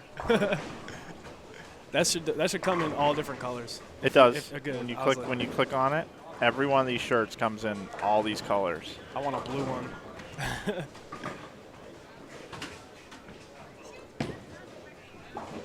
Yeah, that light blue. So you can just select what color you want. So there's a Yes. I like that shirt. That's a good shirt. I would wear that shirt to eat somewhere. That's nice. And I've got an EBI licensing agreement, so EBI products will be available as well. But I've also got these pop culture shirts. Best bowler ever, just ask my mom. Bowling is cheaper than therapy. Bowling lanes matter. Do you have a Fig Jam shirt yet? Not yet, not yet. But I can put as many designs on there as I want. So that'll be coming soon That's nice. to Inside Bowling. Very nice.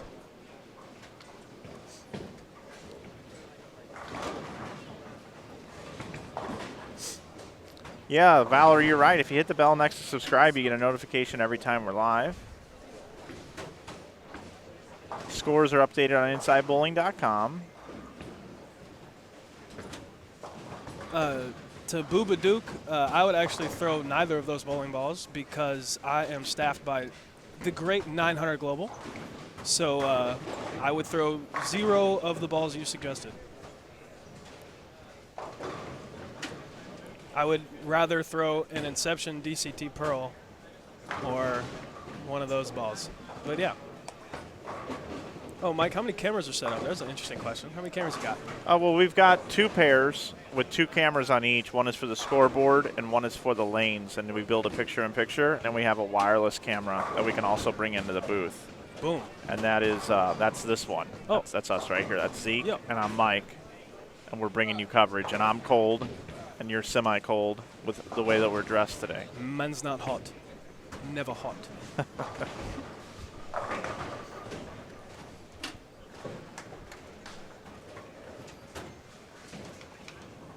I know you're staffed, but would you rather throw a big polished pearl ball or a big ball with surface?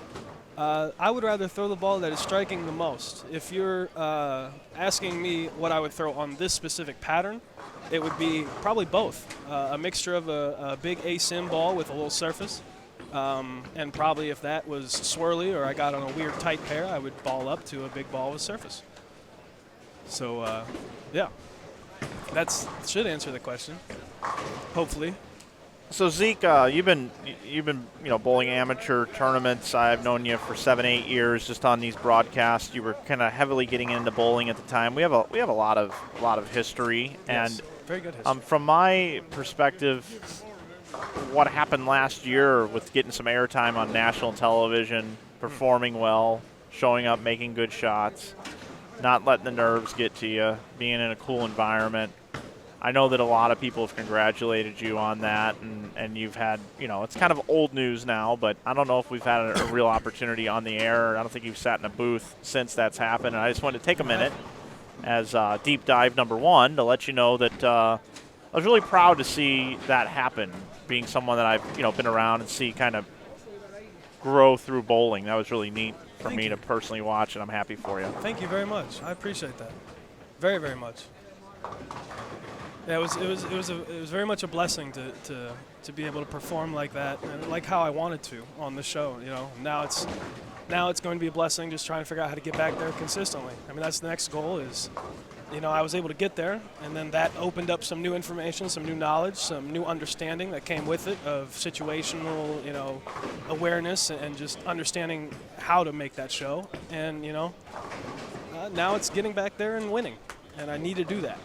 And I worked super hard, but it's everything's process, everything's cyclical. So, I gotta know what I don't know before I, move on. So Have you declared yourself for the PBA draft? Are you eligible for the PBA draft? I don't know if I'm eligible. If I'm eligible, I'm 100% declaring myself. If I'm not eligible, then obviously I can't. But Okay. I'm praying I'm eligible because I would really want to bowl that so bad. I would probably check on that soon. Yes. I want to bowl that so bad. I want everything so bad, though. I just want to bowl. I want to bowl in everything I possibly can bowl in everywhere. I do have standings after game number 3, and they should be updated on the website. Matt Gasson leads. He bowled 689, so he's plus 89. He is throwing it so good, by the way. And he bowled 289 the first game, so he was even for the next 2. Aaron Hayes, 680. Ronnie Sparks in third at 673. Jeff Fair in fourth. He bowled 667, 67 over. Troy White is in fifth at 52 over. Matt Sanders in sixth at 48 over, tied with Tommy Jones. Matt Sanders. I like Matt Sanders a lot. Me too. Greg McMahon is in 8th at 639. Mike Fagan, 9th, 623. 10th is David O'Sullivan at 612. And out of the 78 bowlers on this squad, Tommy Tikaz is 21st at even par, along with Brian Wallace, Aaron Ruiz. Deep dive number 2. Hey, What do we got in here? What do we got? Want to say hi to Roger.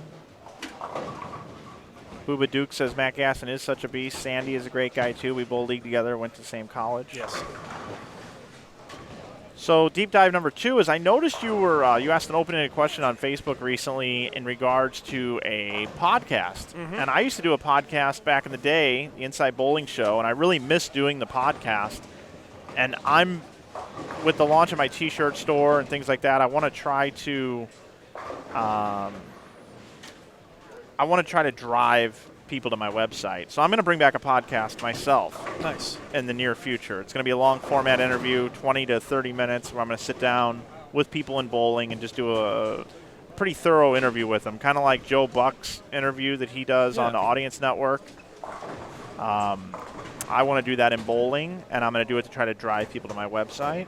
And I noticed that you were going to be doing a podcast, and I want to find out a little bit more about yours. And I also do want to say here in the chat, Jackie Carbonetto came in with her patented hi period.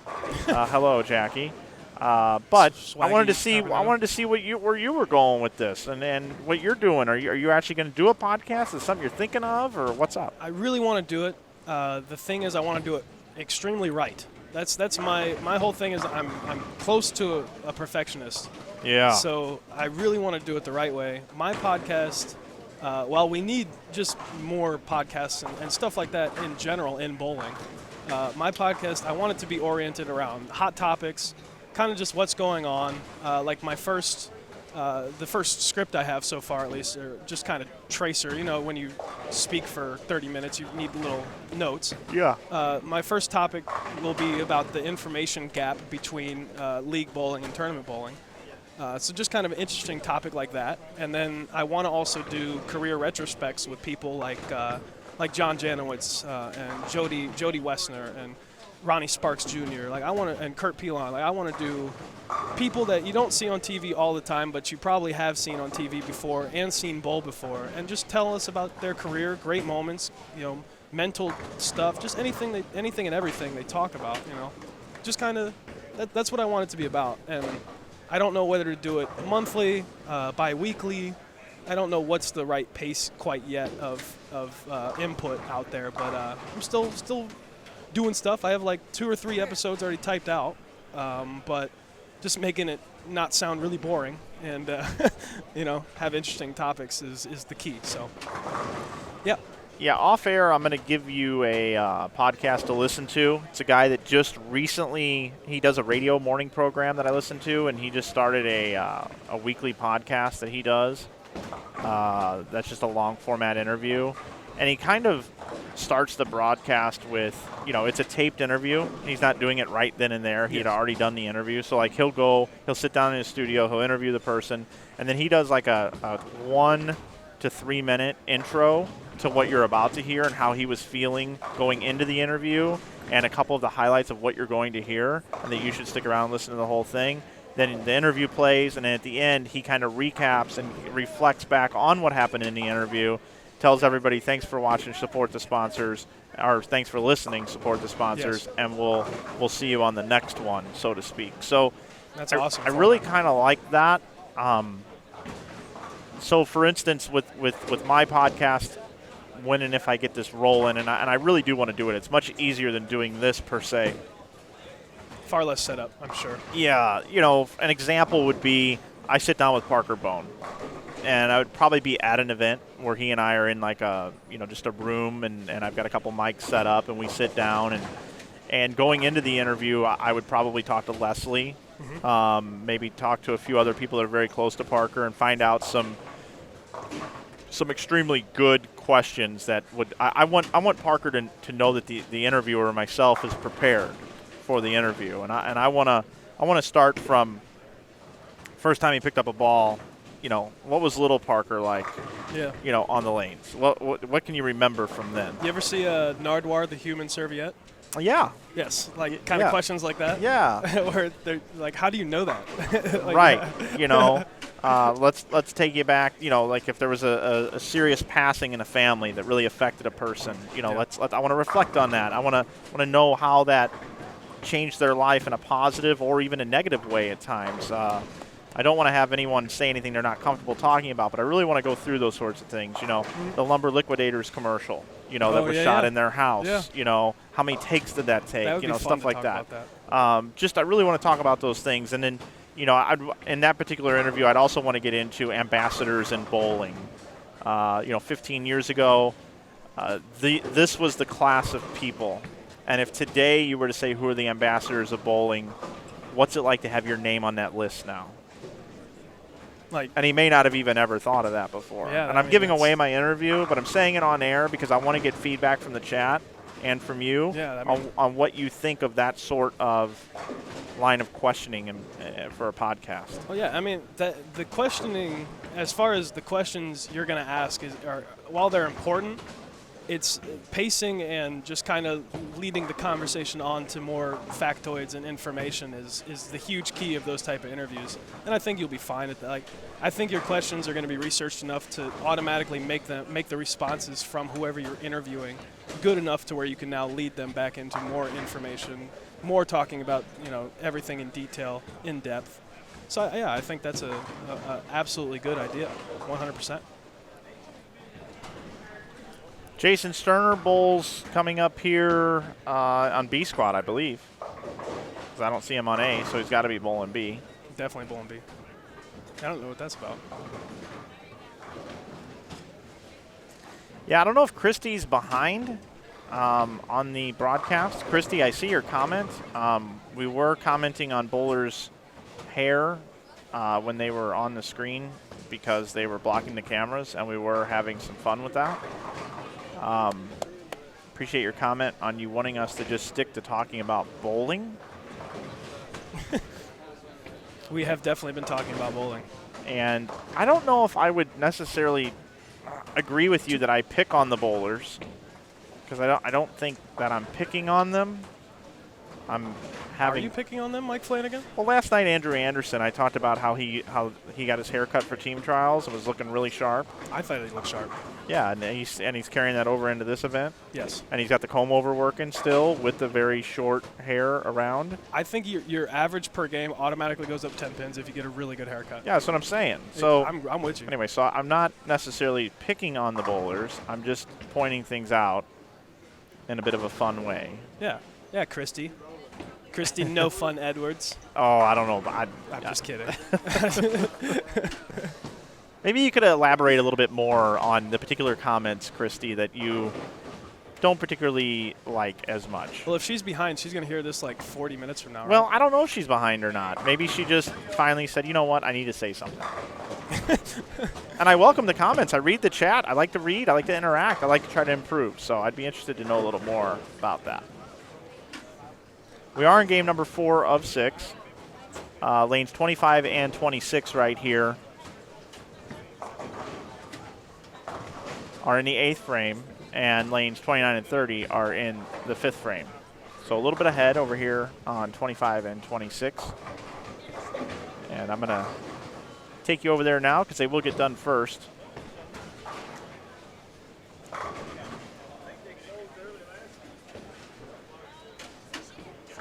We don't have any real huge scores on this pair, but there's not a huge scoring tournament, so 230 is pretty huge. It is.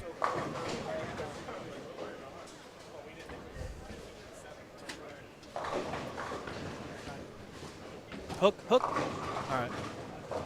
Saw Ari with a strike on 28. That's who I was rooting on the hook. He needs a double for 2-0. That's big for him, as he doesn't want to go back the opposite way. Obviously, you don't want to be in the red at all. But sometimes it's going to happen.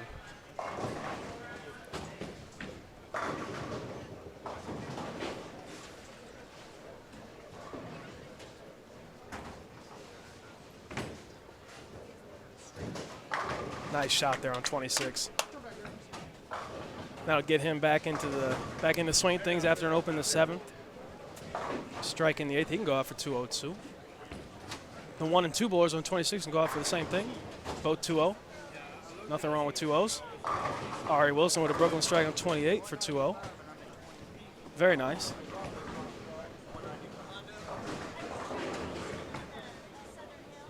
Good shot there, it looks like. Oh, that is the wrong ball. He is using the wrong ball. There's no way that good of a shot should 7-9. I'm sorry. Like that for him. So a 7-9, you think it's the wrong ball? I mean, the way he left that 7, I don't know if you have replay, but it was very flat. I should probably get my replay going here. To me, that's like instant ball change into aggressive pearl from whatever that is. I don't even know what ball that is, but yikes.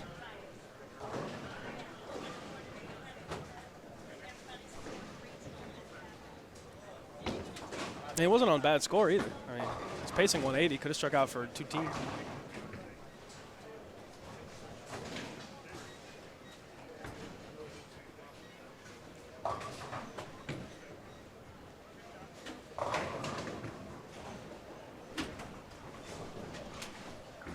We're good at friendly banter here. Black and green polo. Where? The guy with the black and green polo. 24. Him right there. Yeah. Yeah, you expect to have something at the 7-9 at the Bradley if you're using the wrong ball. If you 7-9 on a good shot, like that Booba, that's what you have to keep in mind. Booba Duke, that was a good shot. That was not missed at the bottom for him. That was not fast. It was a really good shot with really good pace and a flat 7-9. To me, that's wrong ball. Like if you miss it at the bottom and you miss in and it just is a 8-10 for right hander or a 7-9 for left, that's fine. But that looked like a good shot. Talking it over with Zeke Bate here. I am Mike Flanagan from Inside Bowling. Booba Duke, you also asked who threw the shot on 24 in the black and green polo. And that was Mr. Tikaz. Oh, shit. Tommy Tikaz. Hey, good shot on 26 there. There you go. Is he the 8-holer? He is. So he can go out for 219 here, which looks to be the high max on the pair. Yep, this is the high max on 25-26. Hold on one second.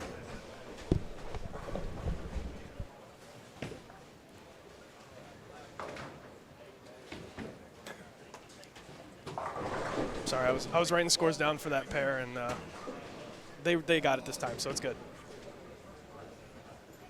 Hey, K. Williams. What's up, K. Williams? My man.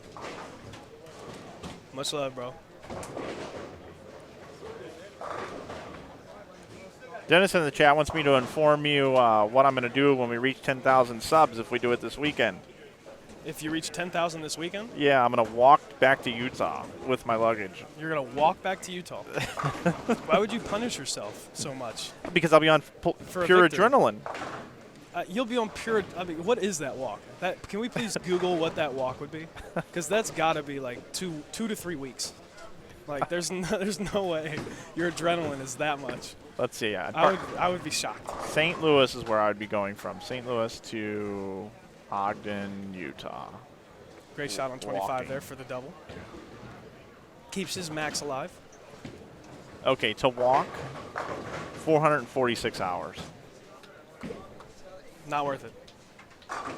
You should walk the first 100 miles and then horse and buggy the rest. Isn't there a song about that? I would walk 500 miles. I would walk 500. That one? Yep. Yep. The Proclaimers. Is that who made that? Yeah. Nice. Good trivia info there. Oh, I can go all day long on that one. I won't test you. I promise. I can't do it. I can do it for recent stuff.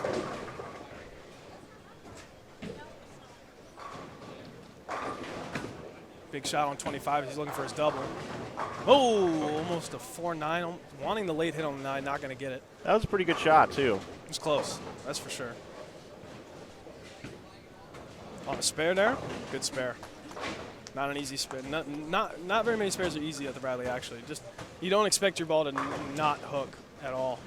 Even with spare balls on house shots, when you pick up your spares, like the spare ball still hooks a little bit. So when the ball is literally backing up all of the 60 feet, it makes some spares really tricky.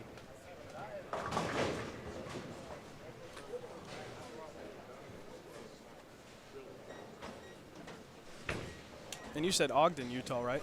Yep. That's Dana. That's the answer to your question. Ogden.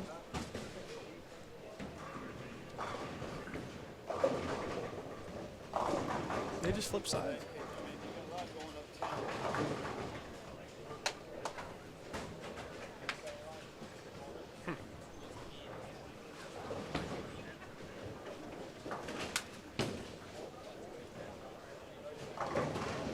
Oh, yeah, Dennis, we were going to have a dance-off if he reached 10,000 at the holiday doubles, Yep. but he did not. Good memory, though. Yes, that did almost happen. I kind of wanted it to happen. Not gonna lie. I've been waiting to battle somebody.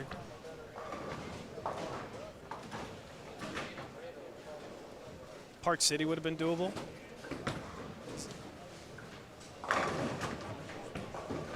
Is that a Utah joke? Is Park City in Utah? Park City, yeah, it is. It's where Sundance Film Festival is. Oh, nice. And it's where the Winter Olympics hub was in 2002. Nice. I did not Olympic know that. Village and everything. Yeah. That's where Sundance is, huh? Nice.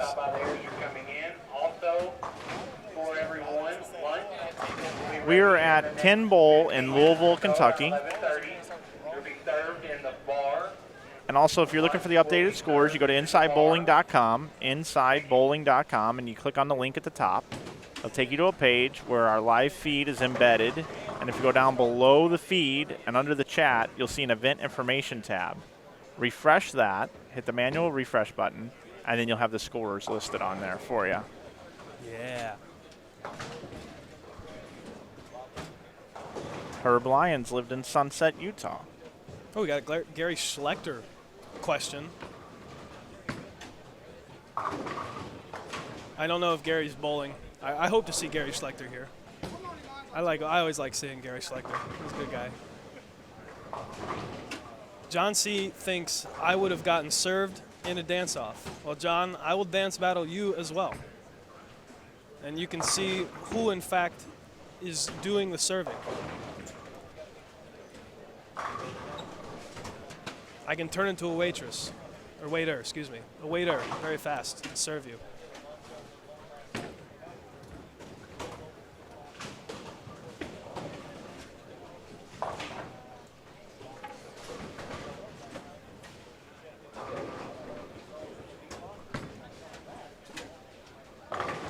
Good shot there. 199. 199 on 25. And that looks like the max that we're gonna get on this pair is 199 this game. Tough pair. It is. And this is the championship pair for Sunday. This will be the last pair used.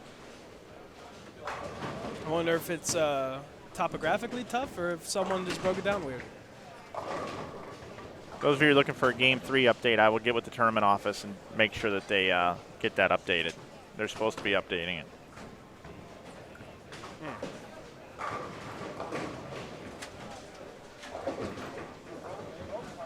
big shot here on 25.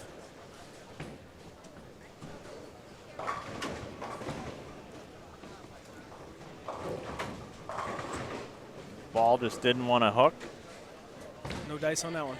We're going to bounce out of here and head back over to lanes 29 and 30 for the duration of their game. The Chris Hester, Matt Gasson, David O'Sullivan pair. 3 super solid bowlers there.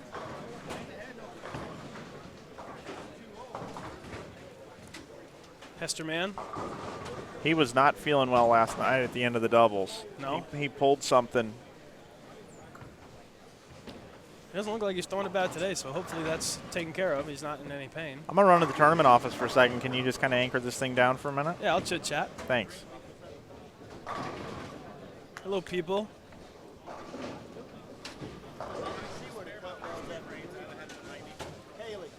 What was the cut after 3? 68.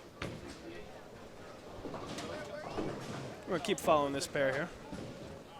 What was the first moment I realized that I wanted to be a bowler? I can't tell you a specific memory. Chris Hester picks up a 7-pin on 29. We got a 4-9 on 30 though. I can't tell you a specific memory. I just remember kind of slowly falling in love with the sport. I bowled as a kid, kind of for fun, kind of a once a week kind of deal. For a long time, I played baseball and basketball. That was baseball was my main deal. I was a pitcher and third baseman, a right fielder. So that was kind of my main focus as far as athletic ability goes. And then kind of somewhere in high school, I just kind of fell in love with bowling. I was like, hey, I think I can be really good at this if I work really hard. And since then, I've worked really hard and figured out new ways of working really hard. Matt Gasson with a great shot there.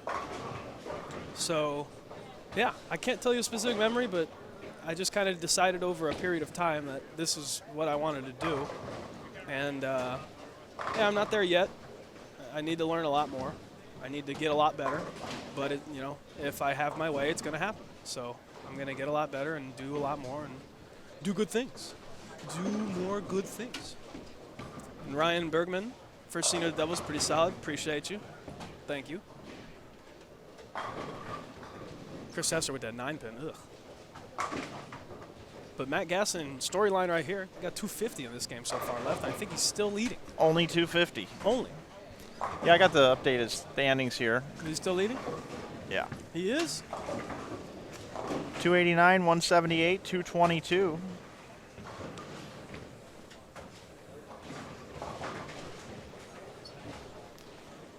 I do know this. Today is going to be a very, very long day. Yes. This day is always long. This is right up there with some of the longest days in bowling. But they increased the game this year in qualifying. They did.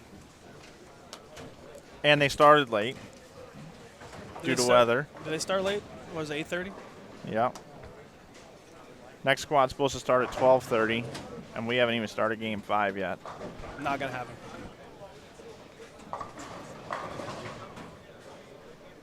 What up, brother? Mr. Miller to the side here. Swagging out. The Brad Miller. B-Rad.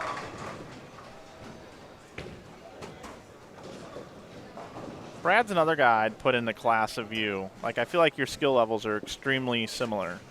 Brad and I? Yeah. We both bowl on tour. I Yeah. mean, skill level, we have completely different games, I would feel, but that's just me.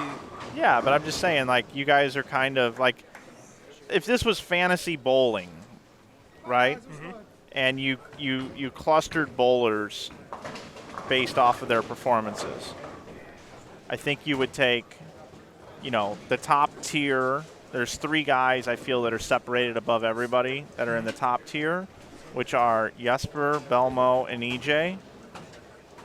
I agree with those 3. I'm trying to add another one in there because I feel like there are some bowlers that should always be there, like Duke Barnes, Weber.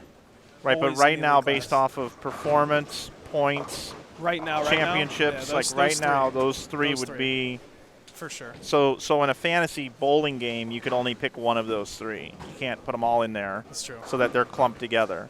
So I guess what I'm saying is the next tier is probably like O'Neill, Rash, Marshall, Marshall's definitely. Marshall's mean- close to top tier too. Tommy. I mean, I don't know, but anyway. So Tommy's in there. They're all. They're so all great. So when you move through the different tiers, I feel like you and Brad Miller Would be in a similar tier? Yeah, in the same tier. I never know. I can go with that. Brad's a very good bowler, so Yeah, I agree. I'm cool with it. Like I could, I think you're both, I think you'll both get a win on tour. Depending on when, where, how, I don't know the answer to that, but I feel like you guys you're cut from the same cloth, in my opinion. Nothing wrong with that opinion.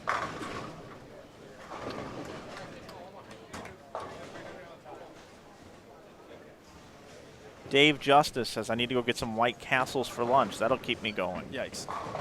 Do you like White Castle? Are you a White Castle guy? I'll eat some White Castle. Ugh. No castle for me. The Bradley. Oh, you got this deal? Is this mine now? Yes. Oh, wow. I got a new towel. Straight from Andrew Anderson. Did you autograph this? Where'd he go? Did you autograph this yet? Oh, now, okay, Aaron McCarthy just took my towel. I have a pencil. Does that work on towels? Is that close? I have a replacement towel from Aaron McCarthy. Now you have to sign this. Hey, Todd, you want to know when the second round will begin and end? When you mean round 2, do you mean the cut tonight? If so, man, I'm going to guess that thing's going to start about 7 o'clock. It's going to be late. Late. 7, maybe even 7:30. Late. There's NFL today, too, isn't there? I do not know, actually. Football is not one of the sports I watch. I watch basketball. There's probably football on. I appreciate that, Fred McGee. I appreciate that. That's a very nice compliment.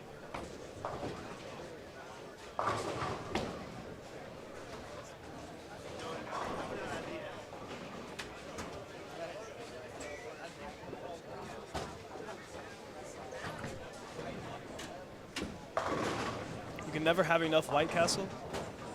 I'm sorry if this gets hate from the chat, but I'm of the opinion that White Castle sliders are called that for a reason, and it's not because they only slide in. So, yeah, not good, Mop.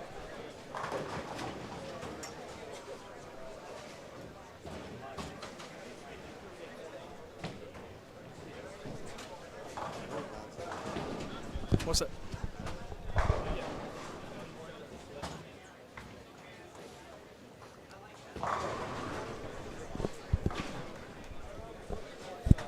Wait, Richard Allen?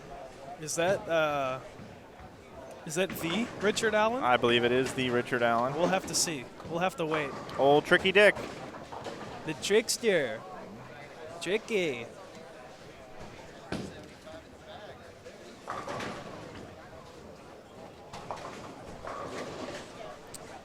Richard Allen called me a rookie the other day. That was what he referred to me as. That is all I am to him, is a rookie.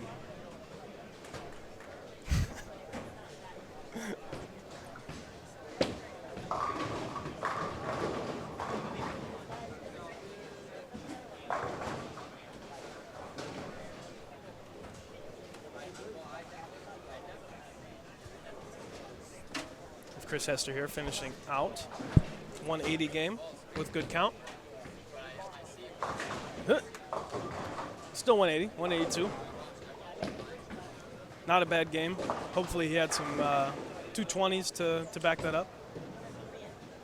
I am watching and listening always. OMG this again. I gotta say it. Gotta say it, Richard. Richie. And those of you that were looking for standings after Game 3, I did get the tournament office to go update that 7 minutes ago, so those are now available for your viewing pleasure. And Dick Allen, it's very nice to have you in the chat. Thanks for being here. My man. Be seeing you soon, probably in Indianapolis. You gonna be in Indy for the 50? Yeah, I'll be Nice. there. Me dose. Matt Gasson gets the first one. That is 240. He was already leading. This is probably going to increase that lead. Although he wasn't leading by much, this should separate himself. I should probably make mention that Matt Gasson has been changing his eating habits, and Looks great. he's lost 50 pounds. Looks great. Works Absolutely at Ebonite looks great. International. Says he wants to get back out and bowl some more. Misses bowling tournaments. Be interesting to see how Matt bowls this evening on the fresh again, because they do drop pins after they determine the top 100. 50 from this squad, 50 from the next squad. But he does have a good look. Looks like he's using a Columbia 300 lit as well. Obviously, I know all the EBI products because I'm so heavily involved with what they do. That is what he's using.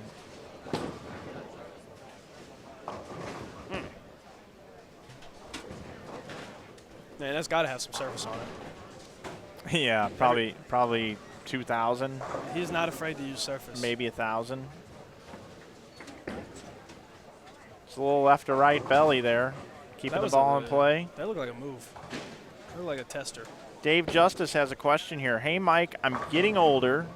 I dropped down to a 15-pound ball at a 207 average. Now I'm down to 187. Can you help? I just can't get the corner pins. I leave too many. Dave, there's a lot of moving parts in that question, buddy. There's a lot of moving parts. I need a lot more information. May I take a stab at it? Yeah. I'm going to take a stab at that, Dave. Just to kind of give you some general mindset to carry. If your carry is bad, there's two things you got to do. You have to understand what you're leaving and how you're leaving it. So you look at what you're leaving, say you wrap 10 however many times, and then it's a flat 10, and you're like, oh, my carry's bad. Well, that's speed. It's either speed and ball or, angle through the fronts. There's so many things that can go wrong with carry that just carry itself is not an issue, if that makes sense. Because carry is so vague, and there's so many solutions to a bad carry issue due to speed, tilt, ball change, angle. It all is completely situational to where you're at, what you're doing, and who you're doing it with. So hopefully that helps. Yeah, and I guess if I had to chime in, one of the things that I might do, wherever you're bowling, look at the people that are scoring well. Like, take the consensus of maybe the 3 guys that are scoring the best and see if they have something in common. Maybe it's a certain ball. Maybe it's a certain ball roll. Maybe it's a part of the lane that they're playing. Many, many times you could be getting to the pocket, but maybe you're just too deep. And your ball, instead of driving towards the 7-pin, if you're right-handed, it's deflecting and bouncing back towards the 9-pin or going towards the 10-pin direction based off of your angle. You really want that ball rolling off the end of the pattern, driving through the pins towards that 8-pin, towards that 7-pin, depending on your rev rate. So one thing that was always said to me, and I believe it's true, is the further right you are, the better chance your angle's going to be in that sweet spot to be able to carry. So the further left you get, the more you need your ball to come off the end of the pattern to make up for, the down and in guy. When the shot is there for down and in, it's very difficult to beat. Oh, yeah. It's hard to beat Liz Johnson playing 9. Oh, yeah. She's. Even if you're Belmo with all that rev rate and everything, if Liz Johnson. There's still more things that can go wrong with left to right than there is. Correct. Right to left. There's too many moving parts. Yeah. So maybe try to tighten up your angles. Maybe you need a ball down. Maybe your problem is you had to drop weight, which means your ball speed's going down. So that tells me that your ball speed's going down. So you're dropping weight to try to keep the ball speed up. Maybe you need to ball down. Maybe you're drilling just way too strong of equipment. Maybe you could stay on top of the dry, ball down. Maybe even get into a urethane ball. Potentially, I know you got a carry issue, but potentially. Oh, well, with rev rate and tilt, you don't have to have a super high rev rate to make urethane work. You just have to have the right angle and the right place to do it at. So, yeah.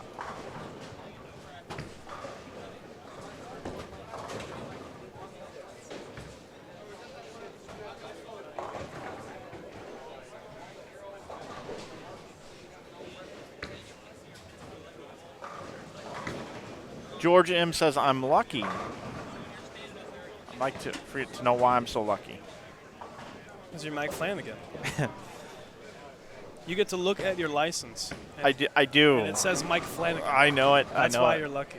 Hey, we are up over 400 viewers now. Thank you so much. Go ahead and smash that like button down below if you're watching on YouTube, on the YouTube browser, or if you're watching on your mobile device. Hit the like button. It increases our ranking with live sports today on YouTube. Also, if you have not subscribed to our YouTube channel, I know we mention it a lot, but that's really, really important to us right now. We're trying to get to 10,000 subscribers. And the benefits of subscribing to our channel is if you have the YouTube app, next time you go onto YouTube, it'll say we're live. Also, you can get an email from YouTube that says Inside Bowling is now live. And there's a lot of times people don't know when we're live because maybe you just don't know because we're kind of sporadic when we do these tournaments. It's not a consistent schedule. And it's nice to know if you enjoy watching this. So if you would subscribe, we would appreciate it. Hit that subscribe button. I'm subscribed. Thanks, man. Absolutely. And when you get your podcast up and going, I'll subscribe to that. Well, thank you. Do you know where you're going to put your podcast out at? You can do it on iTunes. I think first it's going to just be YouTube until I can figure out really where I want it. I want to get it on Google Play and iTunes and all that stuff, but you actually have to have a base before you get it on that.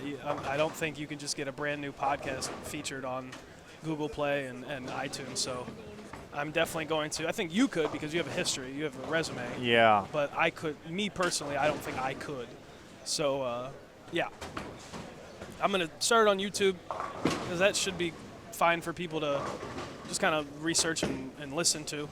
Sure. So, unless they don't have, if they have very limited data plans, then, sorry, listen at home. But other than that,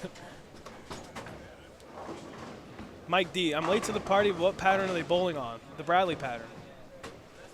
That's the pattern. There's no other pattern like it. There's no other tournament like it. It's the Bradley Open. We have Ronnie Sparks on 29 too. Catch that.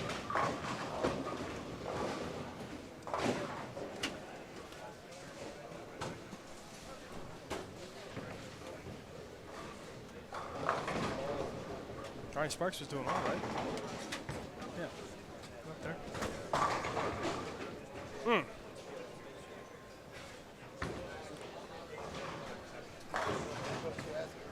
Game number 5 of 6, 2018 Bradley Open, brought to you by New Center Consulting, Classic Products, Hammer Bowling, also associate sponsors Creating the Difference,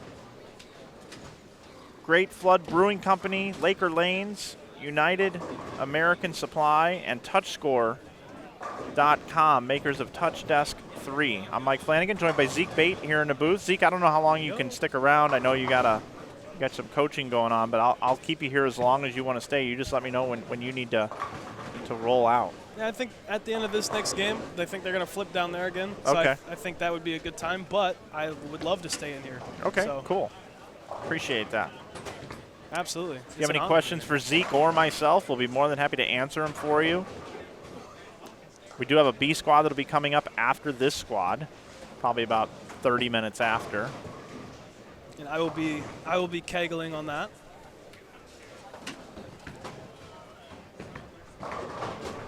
T-shirts.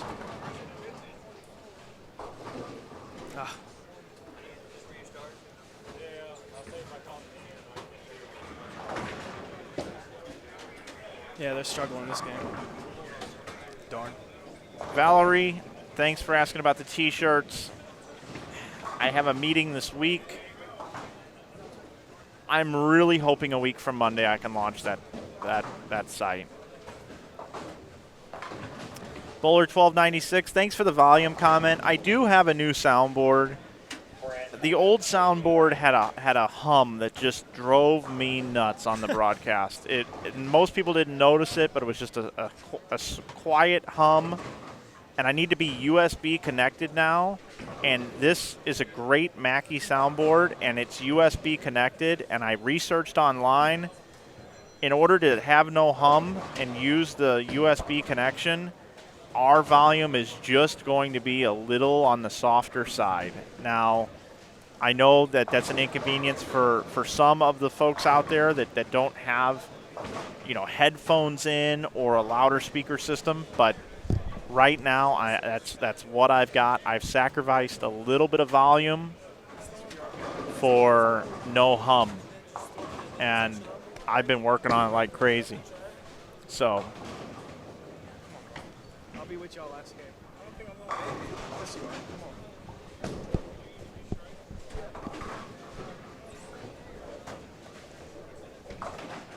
Trendsetter Rico. How did I feel when I made the double show with Dick? I felt blessed, very, very thankful. And I also felt very, very ready to bowl, extremely ready. Like it was the most focused I've probably been, but I was prepared for it, at least mentally. So to me, mental preparation is everything. So I try to mentally improve and do everything I can to make the brain stronger. Big old brain, make it stronger.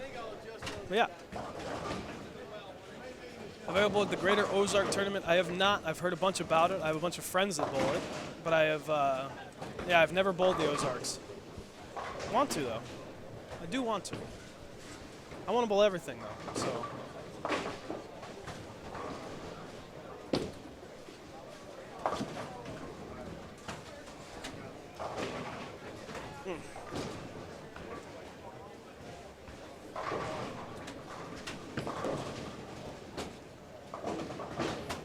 What's the best ball I love rolling from the Global brand? I love rolling the ball that's striking the most for that tournament.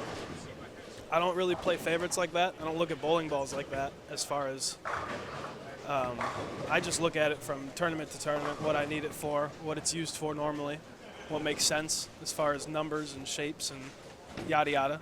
I do have balls I use more often than others, but I wouldn't say they're favorites. I would just say they work on a wider variety of things. I'm going to bring in the split screen here. I'm going to look at a couple of pairs. We've been watching just lanes 25 and 26. I know we got Ronnie Sparks down there and some new players that have come in that haven't been on the stream yet on 29 and 30. These folks on 25 and 6 actually started our stream earlier today, the Brad Miller pair. B-Rad?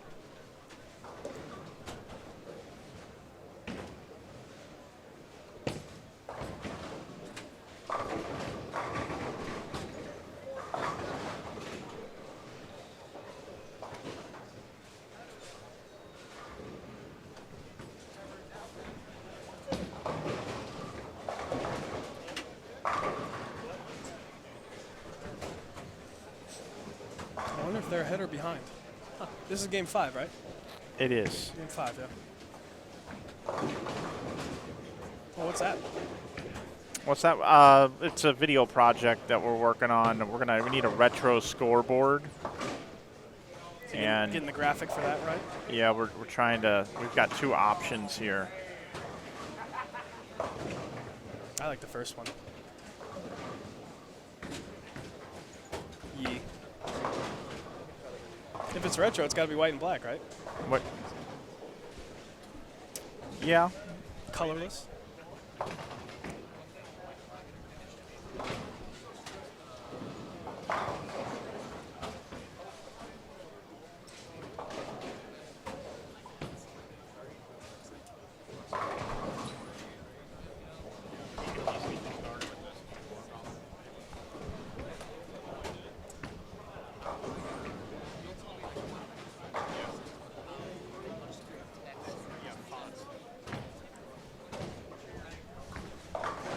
Well, Mr. Mike, they just finished. They're going to come down. Okay. I appreciate you having me on very much. Zeke, thank you, buddy. Very, very much. And check back with us while you're bowling when you come across later, and just check in and say, hey, here's what I'm seeing, here's what's going on. Absolutely. If you want me to, I'd love to. So. Yeah.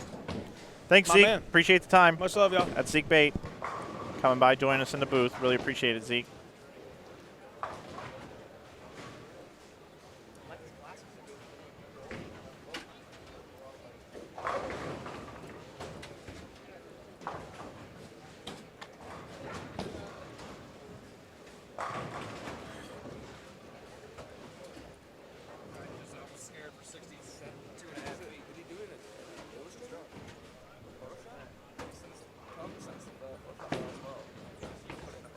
That's what that is.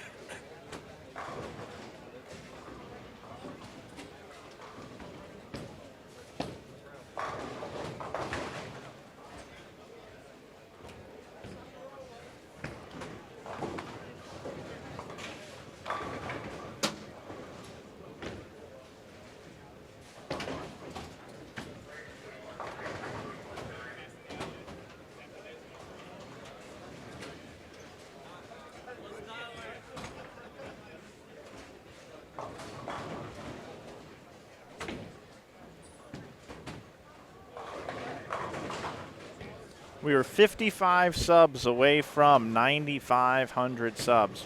Greatly appreciate that, everybody. Got scores here. I'll also get caught up here in the chat. But first, we're going to go over the scores.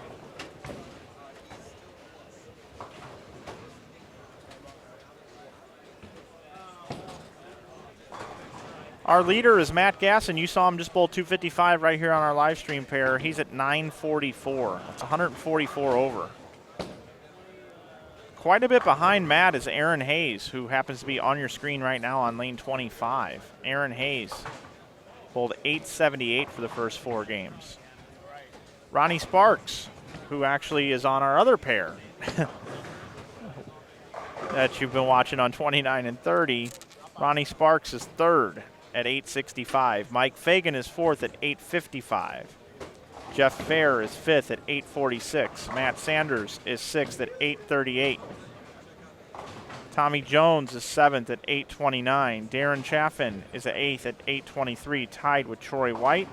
Rounding out your top 10 is Nathaniel Potter at 821. Currently right now, out of the 78 bowlers bowling, Tommy Tekatz is the last player plus in 13th position. He is 1 over. He's bowled 801. The standings should be available on Inside Bowling. I'm going to look and double check and make sure that they are.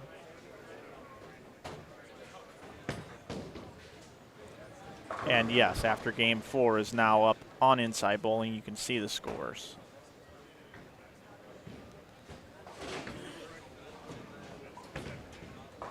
Can you bring it back into the split screen?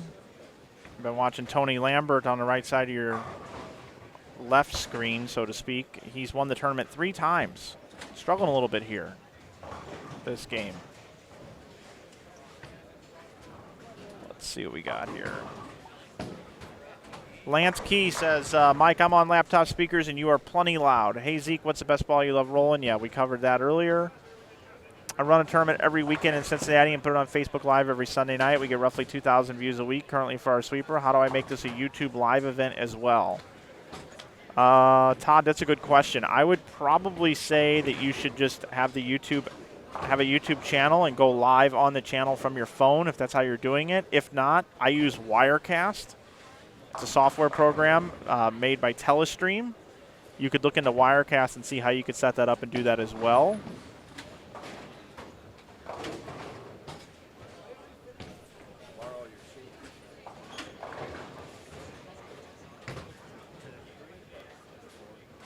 Lindsay, it's just the way the cross was set up as far as who's on what pairs.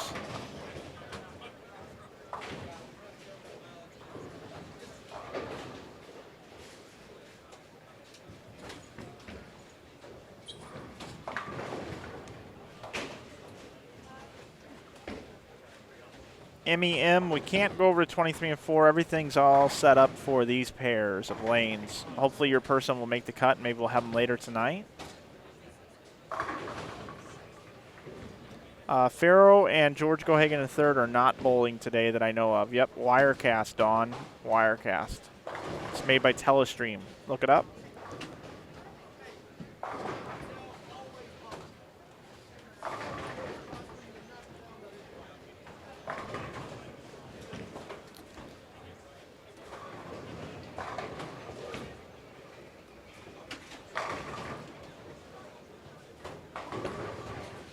Game number 5. This pair is quite a bit behind. Just want to check in on the scoreboard for you. You can take a look and see what the scores are looking like, but take you back over to 25-6 for the duration of their game since they're several frames ahead, and then we'll go back to 29-30. Got Brad Miller up on your screen, Aaron Hayes, Tony Lambert.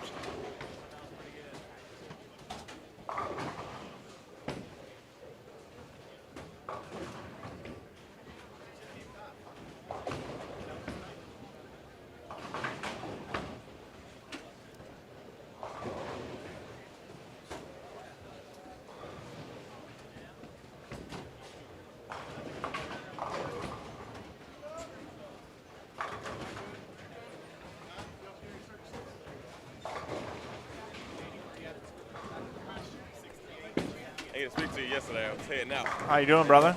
Doing good? Pretty good, pretty good. You had 299 yesterday, right? No, Jeff did. Oh, he did. Yeah. I shot 200 even that game. Okay. Hopefully I bowl a lot better today. Yeah, man, go get him. I start right here on B squad. Oh, cool, cool.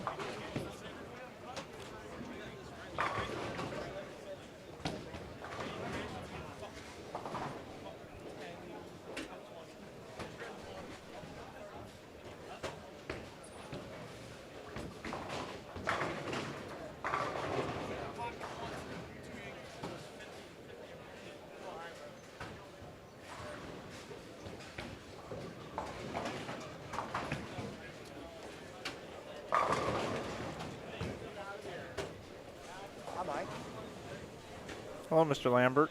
Hello. What are you doing missing head pin spares, dude? I gotta go under this stirrups and get the right one here.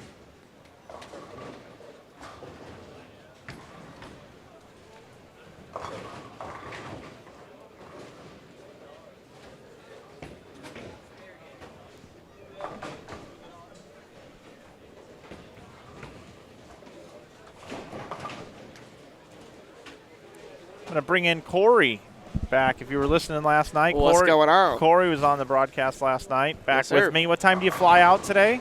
3:19. 3:19. That's what time my flight's out. So you need. I need to be there at 2. Yeah. What? How far is the airport from here? Have you looked 10 into minutes that? away. Oh, okay. 10 minutes away, so we're cool. I could probably just Uber there. Do they have Uber here? They got Uber here I in think Kentucky. so. Yeah. If not, during the break, I might be able to take you. If it's really only 10 minutes If not, away. Kentucky needs to step up their game.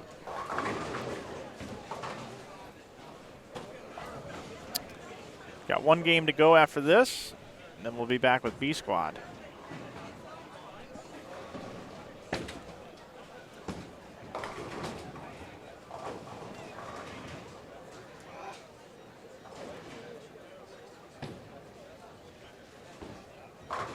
Yeah, we got Uber. $8 Oh, well, you're going to do that then. and That's 53 perfect. cents. That's perfect. Tim Durrett, thanks that you have Uber. We have Uber. Nice. Thank you, Tim. Did someone bring you this Gatorade? No, that was from the car. Oh, from the other a day. couple days ago, huh? Yeah, yeah. A few days ago, blue Gatorade, still drinking on it. Still tasting pretty good? It is. It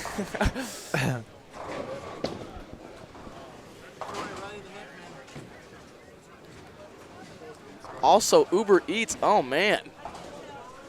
I need to get some of that right now.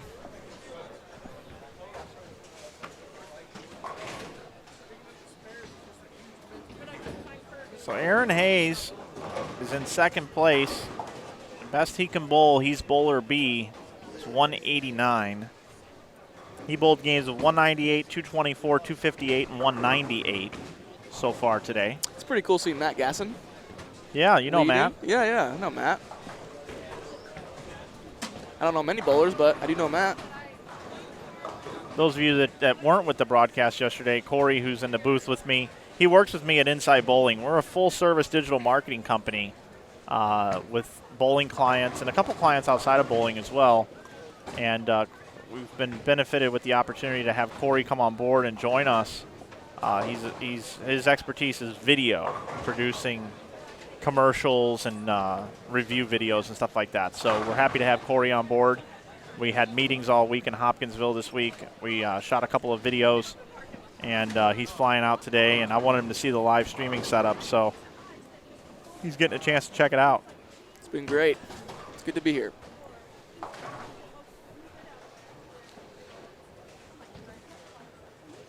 Valerie says, to be eligible to use YouTube Live on mobile, your channel must have more than 25 subscribers.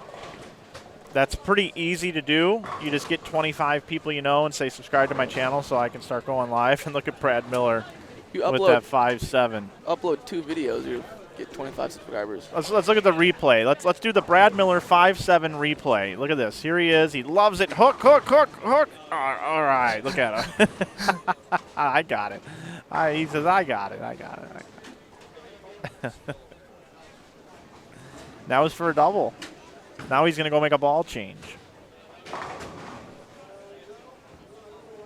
Ball change, huh? Yeah. This is the ball he used last night that was polished. Now it's got surface on it today.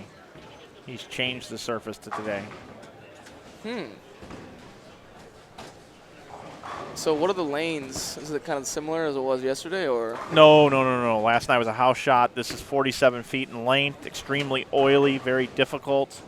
Difficult lanes.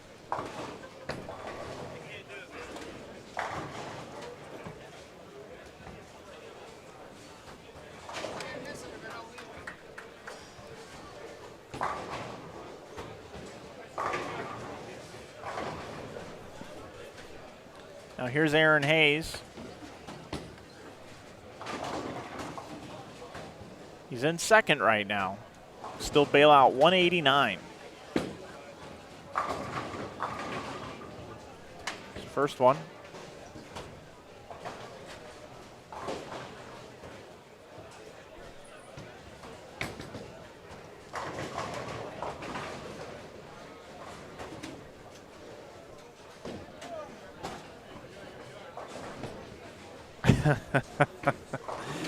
Dana, you have your calculator out today.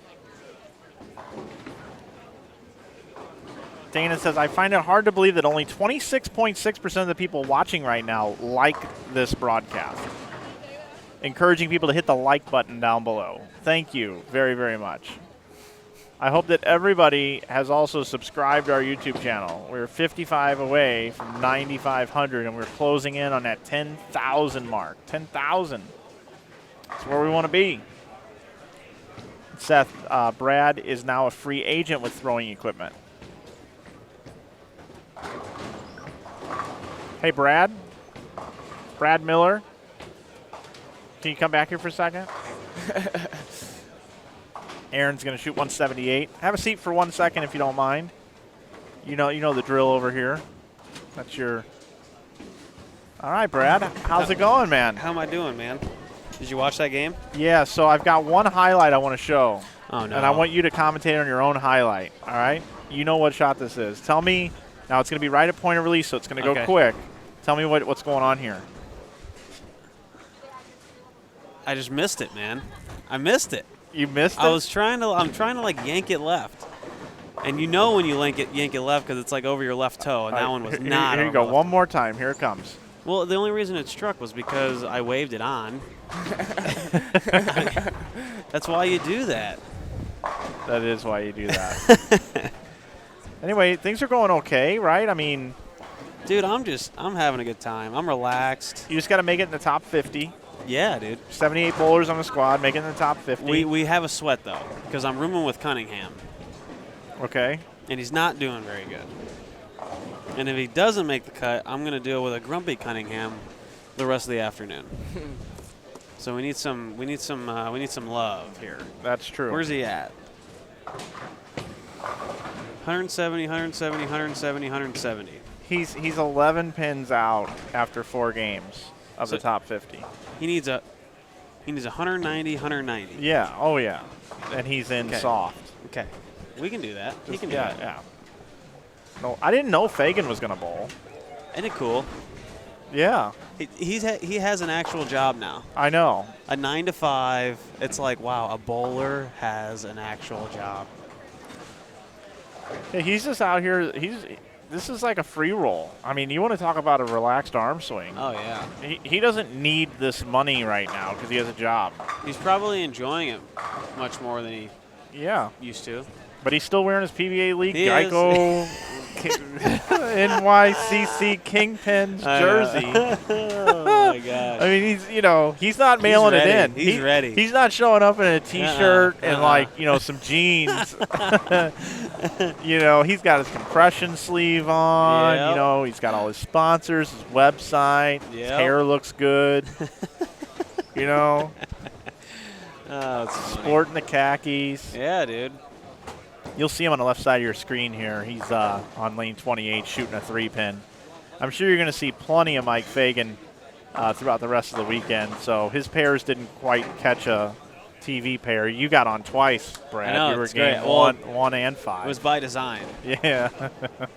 Anyway, thanks for all your work with the holiday doubles too, man. That was getting a lot of positive comments on that. So, Really? Yeah. That was yeah. a blast. Yeah, thanks a lot. Yeah, no problem, dude. Obviously, stop back by the booth, whenever you can throughout the weekend. Yeah, I will. I'd love to see you getting a 10K come Sunday afternoon. It's 10K? I think so. No, it's Isn't it? 15K. Oh, maybe it is 15. I think it's 15. I don't remember what it is. It doesn't say it, does it? Oh, it is 15,000. I've been saying 10,000. That Mike, font is your hard homework. to read. That font is hard to read. How much sleep did you get last night? Not much. Dude, Not much. you get the least amount of sleep out of everybody here. I know. That's true. Not much. 15,000 up top. Yeah. So how about this? How about you give me 5 of it? Okay. If I win $15,000, I will give you $5. I'll give you $5. I think that's totally fair. Yeah, the $5. Okay, so what? I win $15,000. What would I do? What should I do if I win $15,000? Invest it in the cryptos? No, I think you should buy Movie Pass stock. Really? Yeah, I was giving stock tips last night. You were giving them. Yeah. Yeah. Ooh, that's scary. Yeah. So the movie pass, is that the one thing you bought for $80? Yep. Really? Yeah. You think it's good enough to not only buy the product but to buy the company? Yes. Because here's their chart, right? So let's just look at a 3-month chart. Actually, let's look at a 1-year chart. When they announced it, look what happened. Yeah. And then when they got to a million subs, it went up again. It like spiked. Well, it's ready to jump again. Yeah, it is. It's ready to go. I think that thing's going to be worth. I think it's going to go up 400% in the next 2 years. Buy the hype. 764, still What's a it cheap called? stock. HMNY. All right. They're the parent company. All right. It's my stock tip of the day. Cool. Have you seen anything cool on live stream?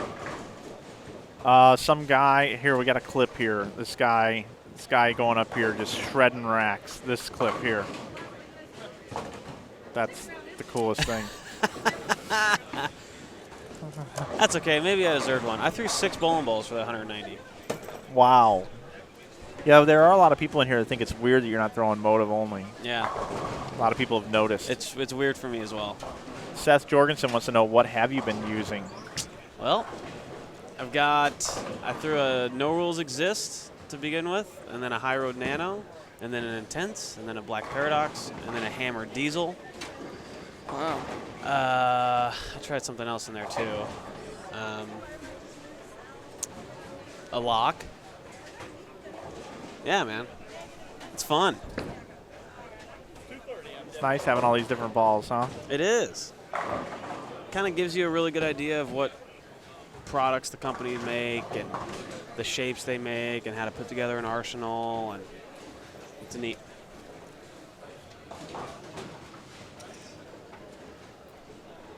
So are you streaming all day? Yeah. All day. You're in the booth all day. All day. Oh my goodness. And then you're gonna go home. You're gonna get 4 hours of sleep.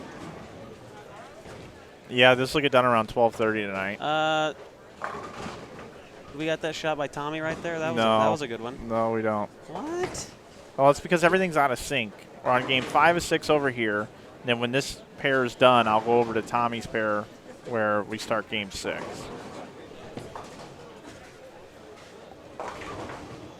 I think I need to go, do a couple things. I need to go, both involve Cunningham. I need to go see how he's doing. And then depending on how he's doing, I might need to, do something to make him happier. Okay. What do you think? You think Sounds you think good. he's gonna do it? You think Cunningham's gonna get in?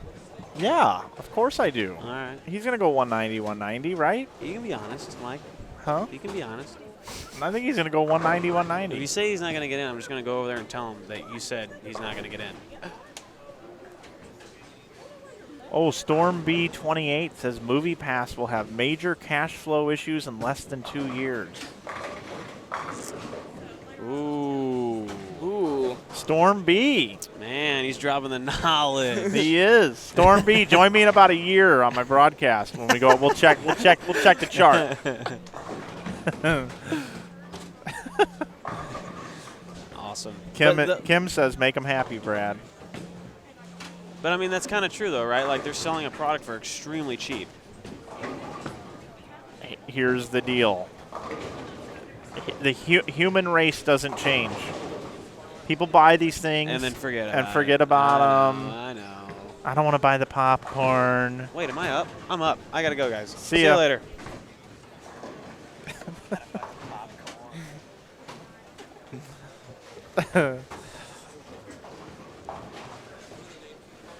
Storm B28. We should make a side bet on that. What's he mean by that? Just that they're just going to have cash flow issues, that more people are probably going to go to the movies. You want to elaborate on that a little bit, Storm B? Because I'm Yeah, I would interested love to to hear hear your. that. I want to hear your perspective. Yeah, I'd love to hear it as well. I guess what he's saying is, people are gonna go on there, and they're, that more people are gonna go to the movies than the money they're collecting. But you know what they'll do at that point? They'll just up the price. If the equation isn't working anymore, they'll up the price because they can change the price every year. Of the movie pass? Yeah. I'll short it.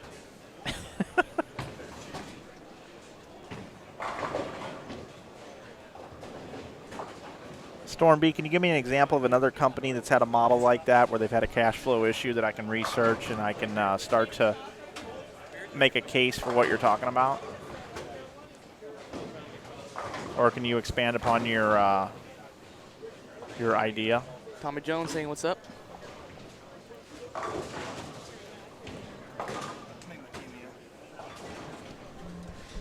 Tommy Jones now joins us in the booth. Hi, Tommy. Hi, Mr. Flanagan. How are you, sir? I'm good. How's your day? My day is fantastic. We're surviving this morning. We're kind of just hanging on, grinding away, trying to learn a little bit about how they're going to play tonight when it matters. And that's about it. They're pretty hard and they're pretty tight. Shorts, dude. 30 degrees out. You're wearing shorts. Not bowling outside, Mr. Flanagan. It's So a good point. Do you wear something else into the center, then change into shorts? No, I'm a man. It's it's definitely not very warm outside, but I can't bowl in jeans, and it's one of the tournaments where they let us have a little bit of leaner dress code, so I can bowl in what's comfortable with me. If you ever see me at my house, and you will never see me in pants of any kind. I'll always be in like gym shorts or something. I love wearing shorts, so that's what you get. Okay.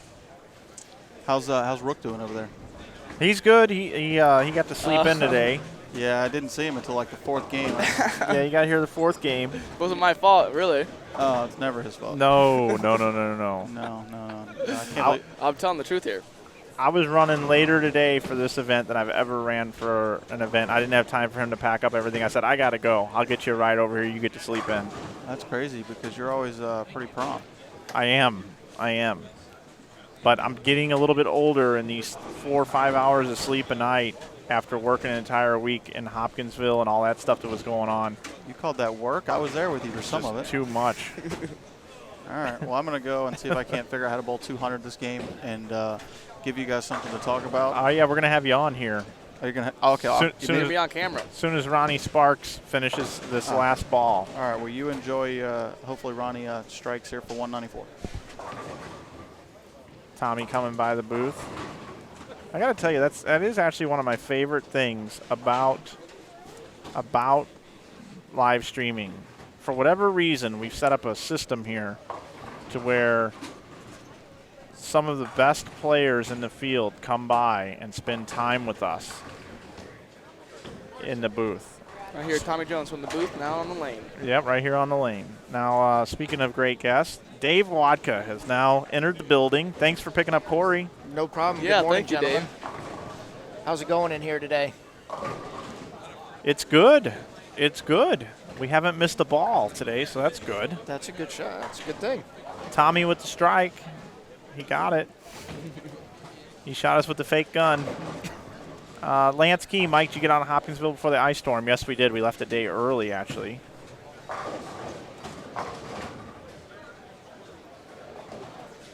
What time did you guys get out of here last night when the doubles was finally over? About 12:45. All right. Good coverage last night. Hopefully everybody enjoyed the live on-lane commentary last night. Ultra live. Kathleen Sanders said, Mike, you were talking tiers earlier on the PBA Tour. Any thoughts on where Matt Sanders would fit in? And my thoughts on that would be that, you know, it's a small sample size for Matt. So I wouldn't put him as high on the list until there's a little bit of a longer, little larger sample size is the best I can say. I will say that the start, you know, Matt has had on tour follows in the footsteps of, you know, all the rookies of the year. I really believe he's going to be rookie of the year. Those names on that list are pretty incredible. So he's off to a great start.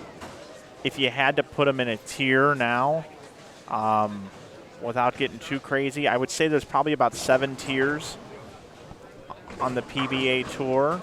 And I would say his first event, he was below the 7th tier as an unknown wild card. And I think it's fair to say in his first year, he's probably jumped 2 to 3 tiers. So he's probably a 5 or a 4 tier currently, which is really good. But only time will tell. February will really tell a lot about the kid's game. Yeah, we got the 3 tournaments coming up in February. That, you know, that's kind of the big kickoff to the PBA season. You know, you really get that, and then you get the World Series. Those are the 2 major time frames for the guys bowling on tour. So we'll definitely see how it goes there.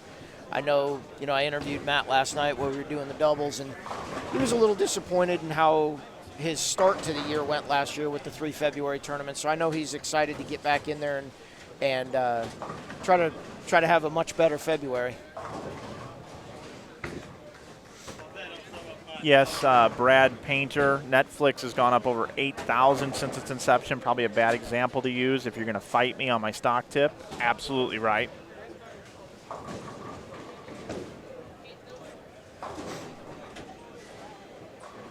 We've had really good viewership today, Dave. Great. How many people watching right now? 432, 173 likes. Very nice. Also, our YouTube channel's been growing. We are 1 away from 9450. Trying to get to 10,000. Yeah, get people over there on the subscribe to it, get it to 10,000. Yeah, I told everybody if we do get to 10,000, I'm going to walk from St. Louis to Utah with my luggage. Yep. All right. I'd like to see that. I hope everybody gets on there and subscribes. I'm going to try to create a bunch of different accounts that I can go on there and subscribe a bunch of times so I can see that. I'll just get in my car and I'll follow behind you.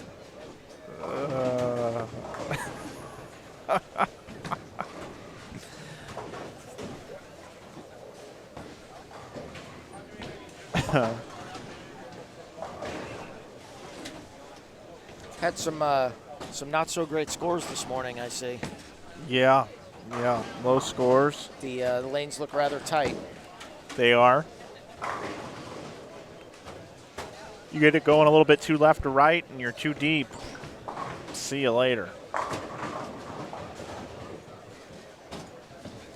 Matt Gasson leads the tournament after 4 games with a score of 944. He is 66 pins ahead of second, which is Aaron Hayes. And speaking of Matt Sanders, Matt's in 6th place right now on A squad. That was after 4 games. Soon we'll have a 5-game update here soon. I know the pace gets a little screwy because we've got some 4s and some 5s, so people are finishing way ahead of others. Yeah, that's why we kind of sort of stay here on 25 and 6. We'll check in over on 29 and 30 for a little bit, finish out 25 and 6, and then go back to 29 and 30. So, but we do have Tommy Jones on 25 and 26, who's always fun to watch. He's won this tournament before. He won back in 2014. And I should have checked the flyer. I've been saying the first place is 10,000 in the tournament. It's 15,000 for first.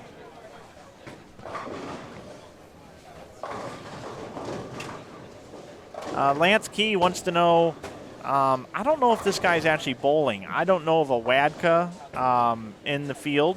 The closest thing we have to Wadka is Wadka, so maybe Dave will ask you the same question. What do you have in the bag for today? I've got the new Fierce Phobia from Hammer. I've got an Ebonite Verdict. I've got a Black Paradox. And then I've got a Verdict Pearl and a Diesel. Those are the 5 I'm planning on going with today. Did you know that Matt Gasson's throwing a lit? We talked about that yesterday. Yeah, where's yours? It's actually at home. Well, I didn't bring it. That's a problem. So, you have an SUV, Dave? I do. But you should have more balls in the trunk. No, I think you're fine. I like your arsenal.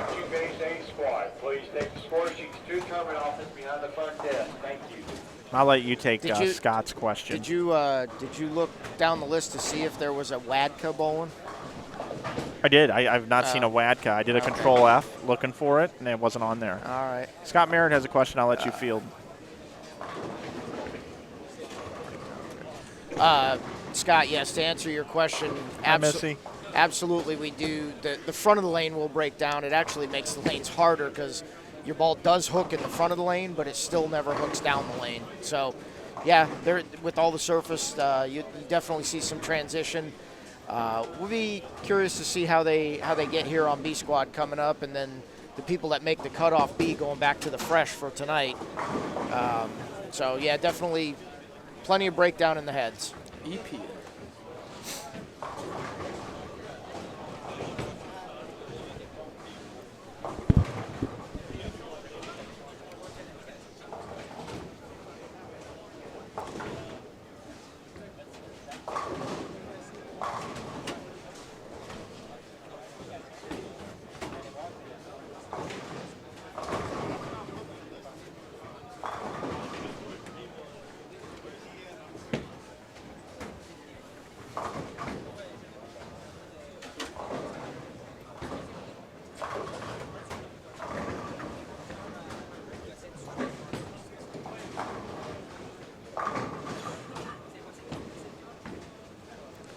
A lot of stock talk going on in the chat. Yeah, there is. Yeah, I'm enjoying it. I like it.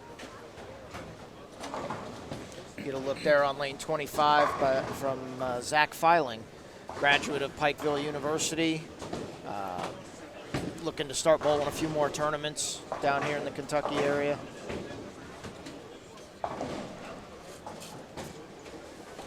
What time is the next squad? It's supposed to be in 17 minutes, but that ain't happening.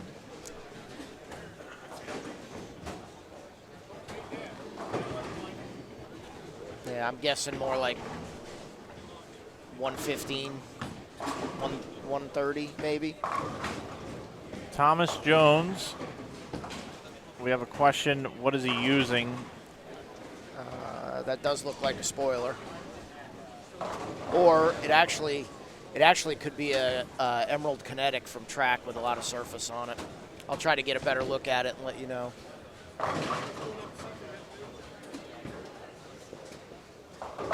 This pattern has a unique oil pattern. It's a 47 feet in length, 45 milliliters of oil, high volume, long, slick lane pattern. On a, if you were to grade this On a difficulty scale, with 10 being the most difficult, this is a solid 9. Lance, Tommy is throwing the spoiler from Columbia 300.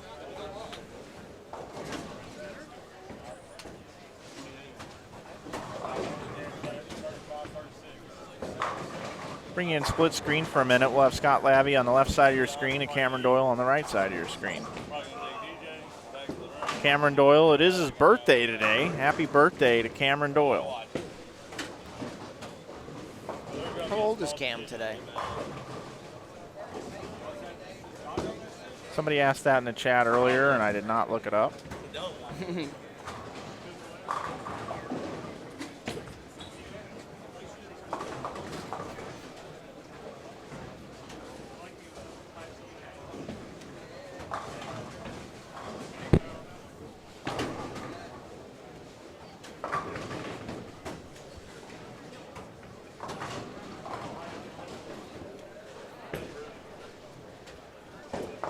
Does not say, according to Facebook.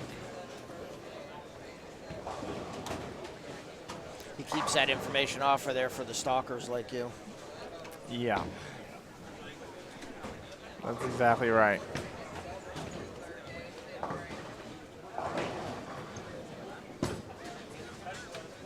We have grown to 9,453 subscribers. Thank you to those that have subscribed.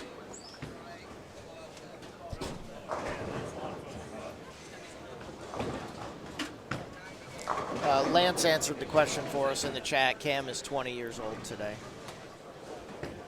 Oh, that's how old Corey is here in the booth. Nice. Seems like Cam should be older since he's been bowling like the U.S. Open and stuff since he was like 13. Yeah.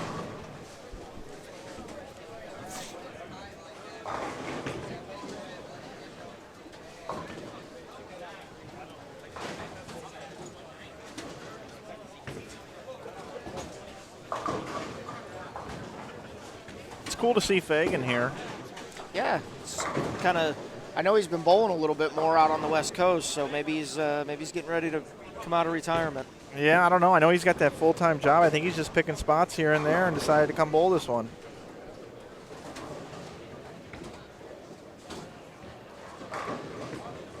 Ball change by Tommy there to a hammer diesel. That looked pretty good.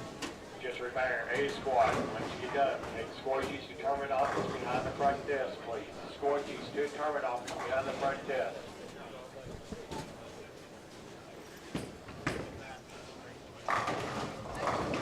Well, guys, I appreciate you letting me sit in for a little bit. I'm going to go start getting ready and get my stuff out to my lanes. We're going to start here soon, so I will.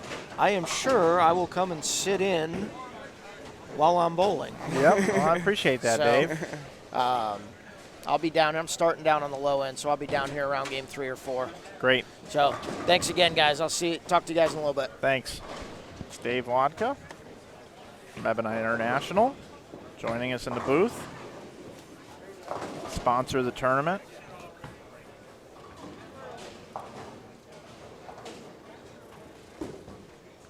Maybe Tommy Jones will go on his Facebook page and post a picture of his spoiler that he's using today with the layout and answer that question for you, Fred.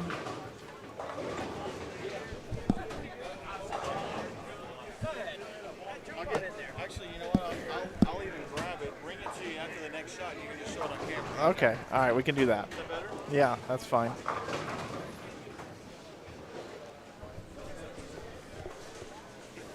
Now joining us in the booth,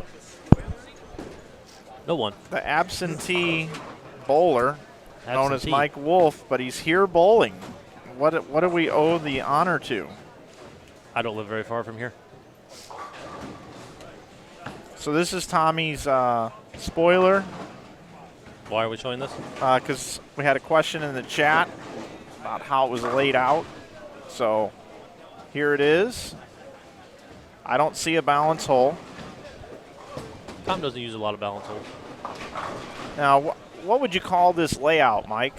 For Tommy, it's probably a 5-inch pin. 5 by 4.5 probably. Pretty standard for him. Normally he likes them above the ring finger, which is kind of his basic drill that he does the first time on trying to see what the ball does and what it's designed to do. Then he'll do pin above the ring finger, CG in line with that. Then he can kind of base one off if he drills another one, kind of off the performance of that one. That's pretty standard for Tommy. Cool. All right. Well, there you go. If you wanted that ball, you wanted to see it. It's heavy, isn't it? It is heavy, and it's 16 pounds. They do also want to know if it's cold in the bowling center. You look like you're shivering. It is chilly.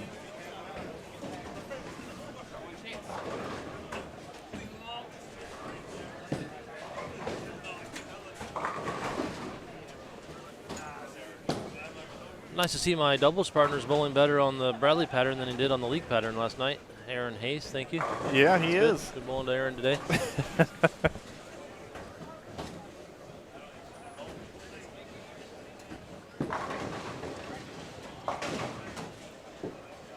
So absentee bowler. Why did I get saddled with the absentee bowler? Because I just spent 2.5 weeks in Reno. Yeah, I wasn't there. And I was so looking forward to seeing you.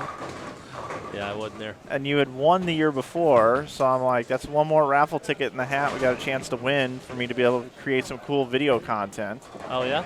And then we got this Mike Wolf Day coming up. And last year at the World Series, I got some pictures of you and stuff that I was able to use for Mike Wolf Day. Oh, this is good. So you have evidence, basically, what you're saying? Well, but I needed it again this year, and you weren't there. I didn't know you weren't going to be there. Yeah. You and Dino. Oh, yeah, Dino wasn't there either? No. You missed us, huh? I did. Rob probably didn't.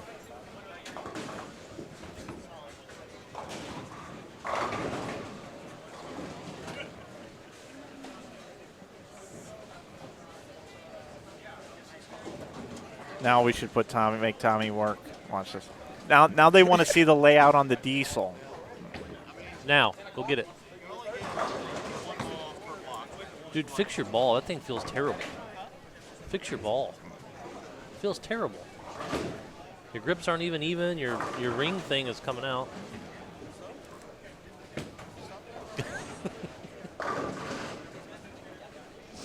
No, it's just. So this is the thing. I'm going to have Tommy end up bringing up every one of his bowling balls. Yeah, they want to see the diesel, Tommy. The one he's throwing? Well, I'm trying to get him to post these things on social media. Yeah, he's a big social media guy. A lot of content. All right. Anything you're looking for. All right, everybody. Here's the layout on the diesel. Could you explain what this one is, Mike? Me? Yeah. It's basically the same as the spoiler, only it's going to be a lower pin with no hole, so it starts a little sooner and a little smoother on the back end. No hole? No hole? I don't think it has a hole, right? No hole. Does it have a hole? Yeah. It's got a hole. Yeah. Yeah, so just trying to get it started a little bit sooner. Okay. There we go. Now. Should be overall stronger than his spoiler. Reads a little bit quicker, a little bit smoother. Now, here's the thing. If Tommy throws at a spare and uses a spare ball, that's a purple hammer. I'm going to tell everybody that now they want to see the layout on the layout on the purple hammer. Tommy's safely in the cut, and they drop pins, so I'm actually hoping he leaves something.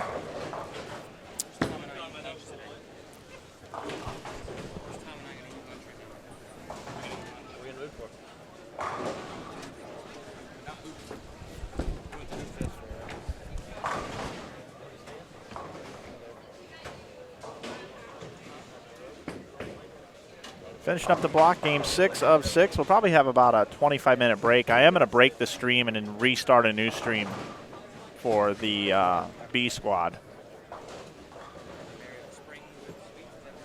Corey, I highly recommend you getting Tommy Jones and letting him know that we need him to do that right after the squad. He's in his last game right now, so just tell him that you need him to do that voiceover again.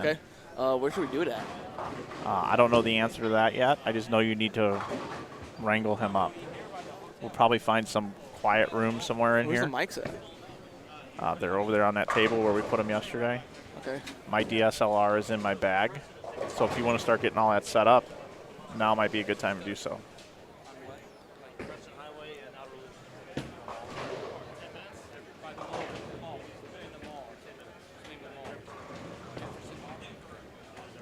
Hey guys, I'm from Indy. Wish I could have made it out.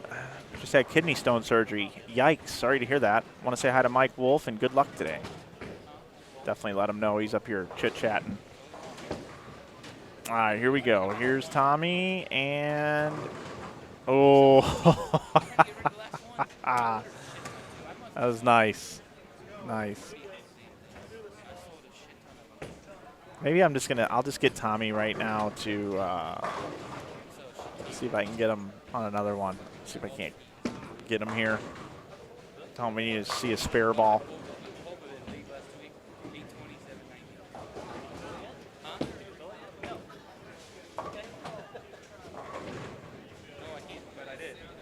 That and the Game Breaker 3 looks really good. 45 milliliters of oil is correct here in the chat. B squad is probably going to start in about a half hour.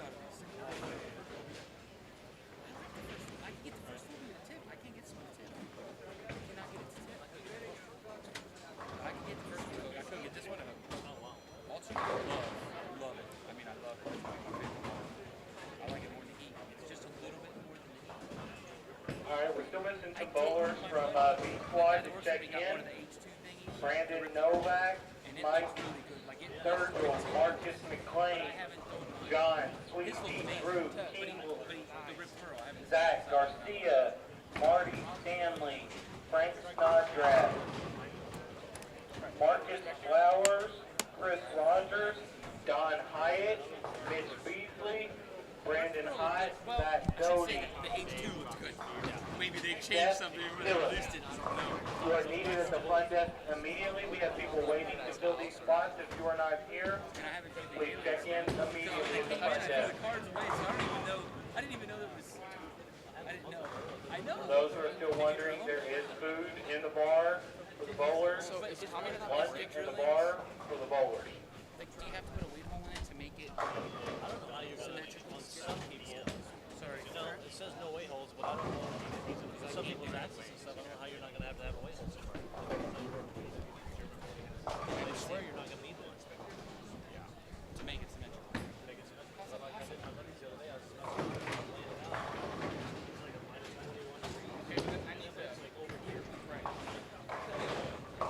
Hey guys.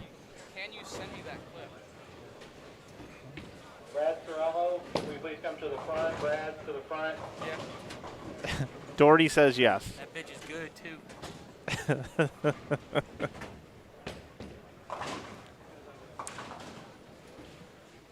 Finish strong with a 7-1 T.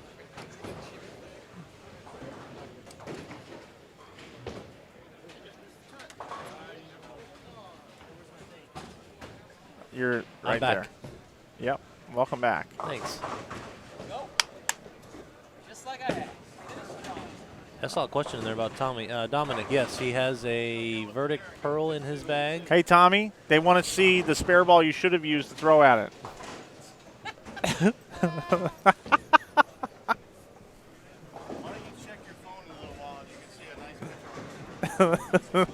Oh, I got one already for you. I got a video for you. Yeah. So you better go let him know what's going on. Yeah, because I think he just missed the spare, so he go to lunch sooner.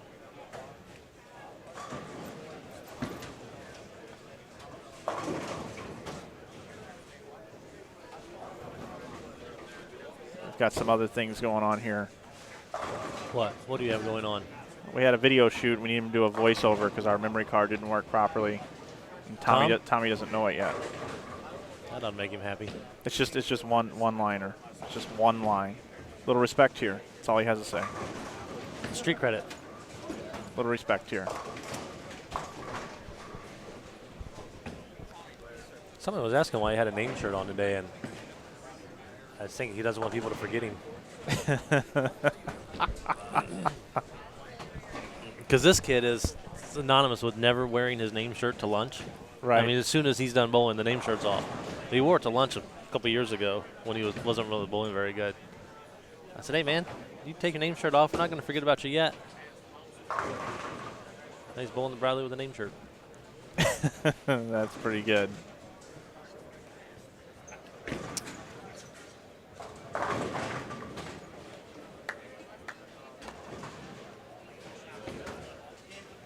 Take you back over here to 29 and 30 as they just finish up. Cameron Doyle, still bowl 212. Doyle through 4 games was in 11th position.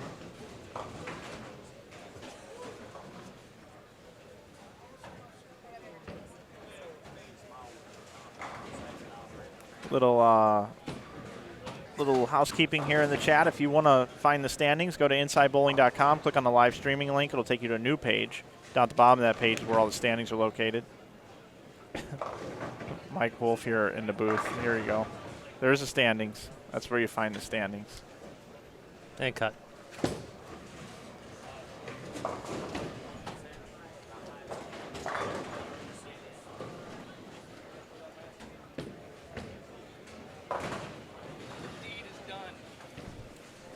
Were you happy with the audio quality? Yeah, I think it's good. We feel like a little quiet over there.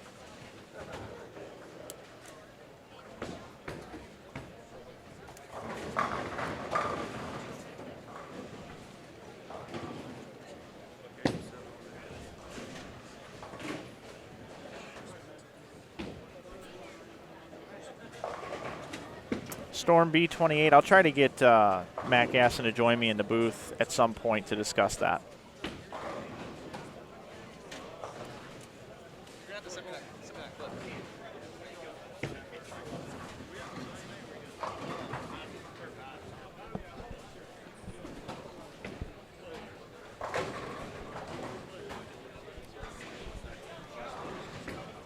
Bowlers, as you are finishing up, please. What will you be throwing today, Mike Wolf? Score sheets to the tournament office. As you are finishing up, please turn in your score sheet to the tournament No idea. office. Thank you. There's some. There's a dull lit in my bag. There is a dull verdict pearl in my bag. What else was down there? There was a Black Widow urethane in my bag. So we got a plethora of about everything going on. What do you think you'll start with? Since we're actually bowling the burn, it's probably a verdict pearl. There's a spoiler in there, I think, with a little surface. Rebel Yell with some surface. Some of those, because I think they're going to hook a little bit more. This squad always hooks a little bit, which doesn't really give you much justice for practice for the night block, but you can actually get an idea of what they're doing. Just going to be hooking a little bit more. All right, well, our work here is done for A Squad. I was just getting comfortable. I know. Now you're just going to have to bowl. Come join us later. So anybody, thanks for watching, everybody. We will be back probably about 20, 25 minutes when they get B Squad rolling. I'm going to stop the stream now and come back with a new stream. So look for that. 15, 20 minutes or so, probably I'll have that up. And we'll have B Squad for you. So thanks for watching, like I said. Thanks to Classic Products, New Center Consulting, Hammer Bowling, and all the associate sponsors. I'm Mike Flanagan. This is Mike Wolf. For all the folks that joined me in the booth today, I appreciate them being in. We appreciate you watching. We'll be back with B Squad here in just a little bit. Man, what a long day. Don't go away. That was a long time.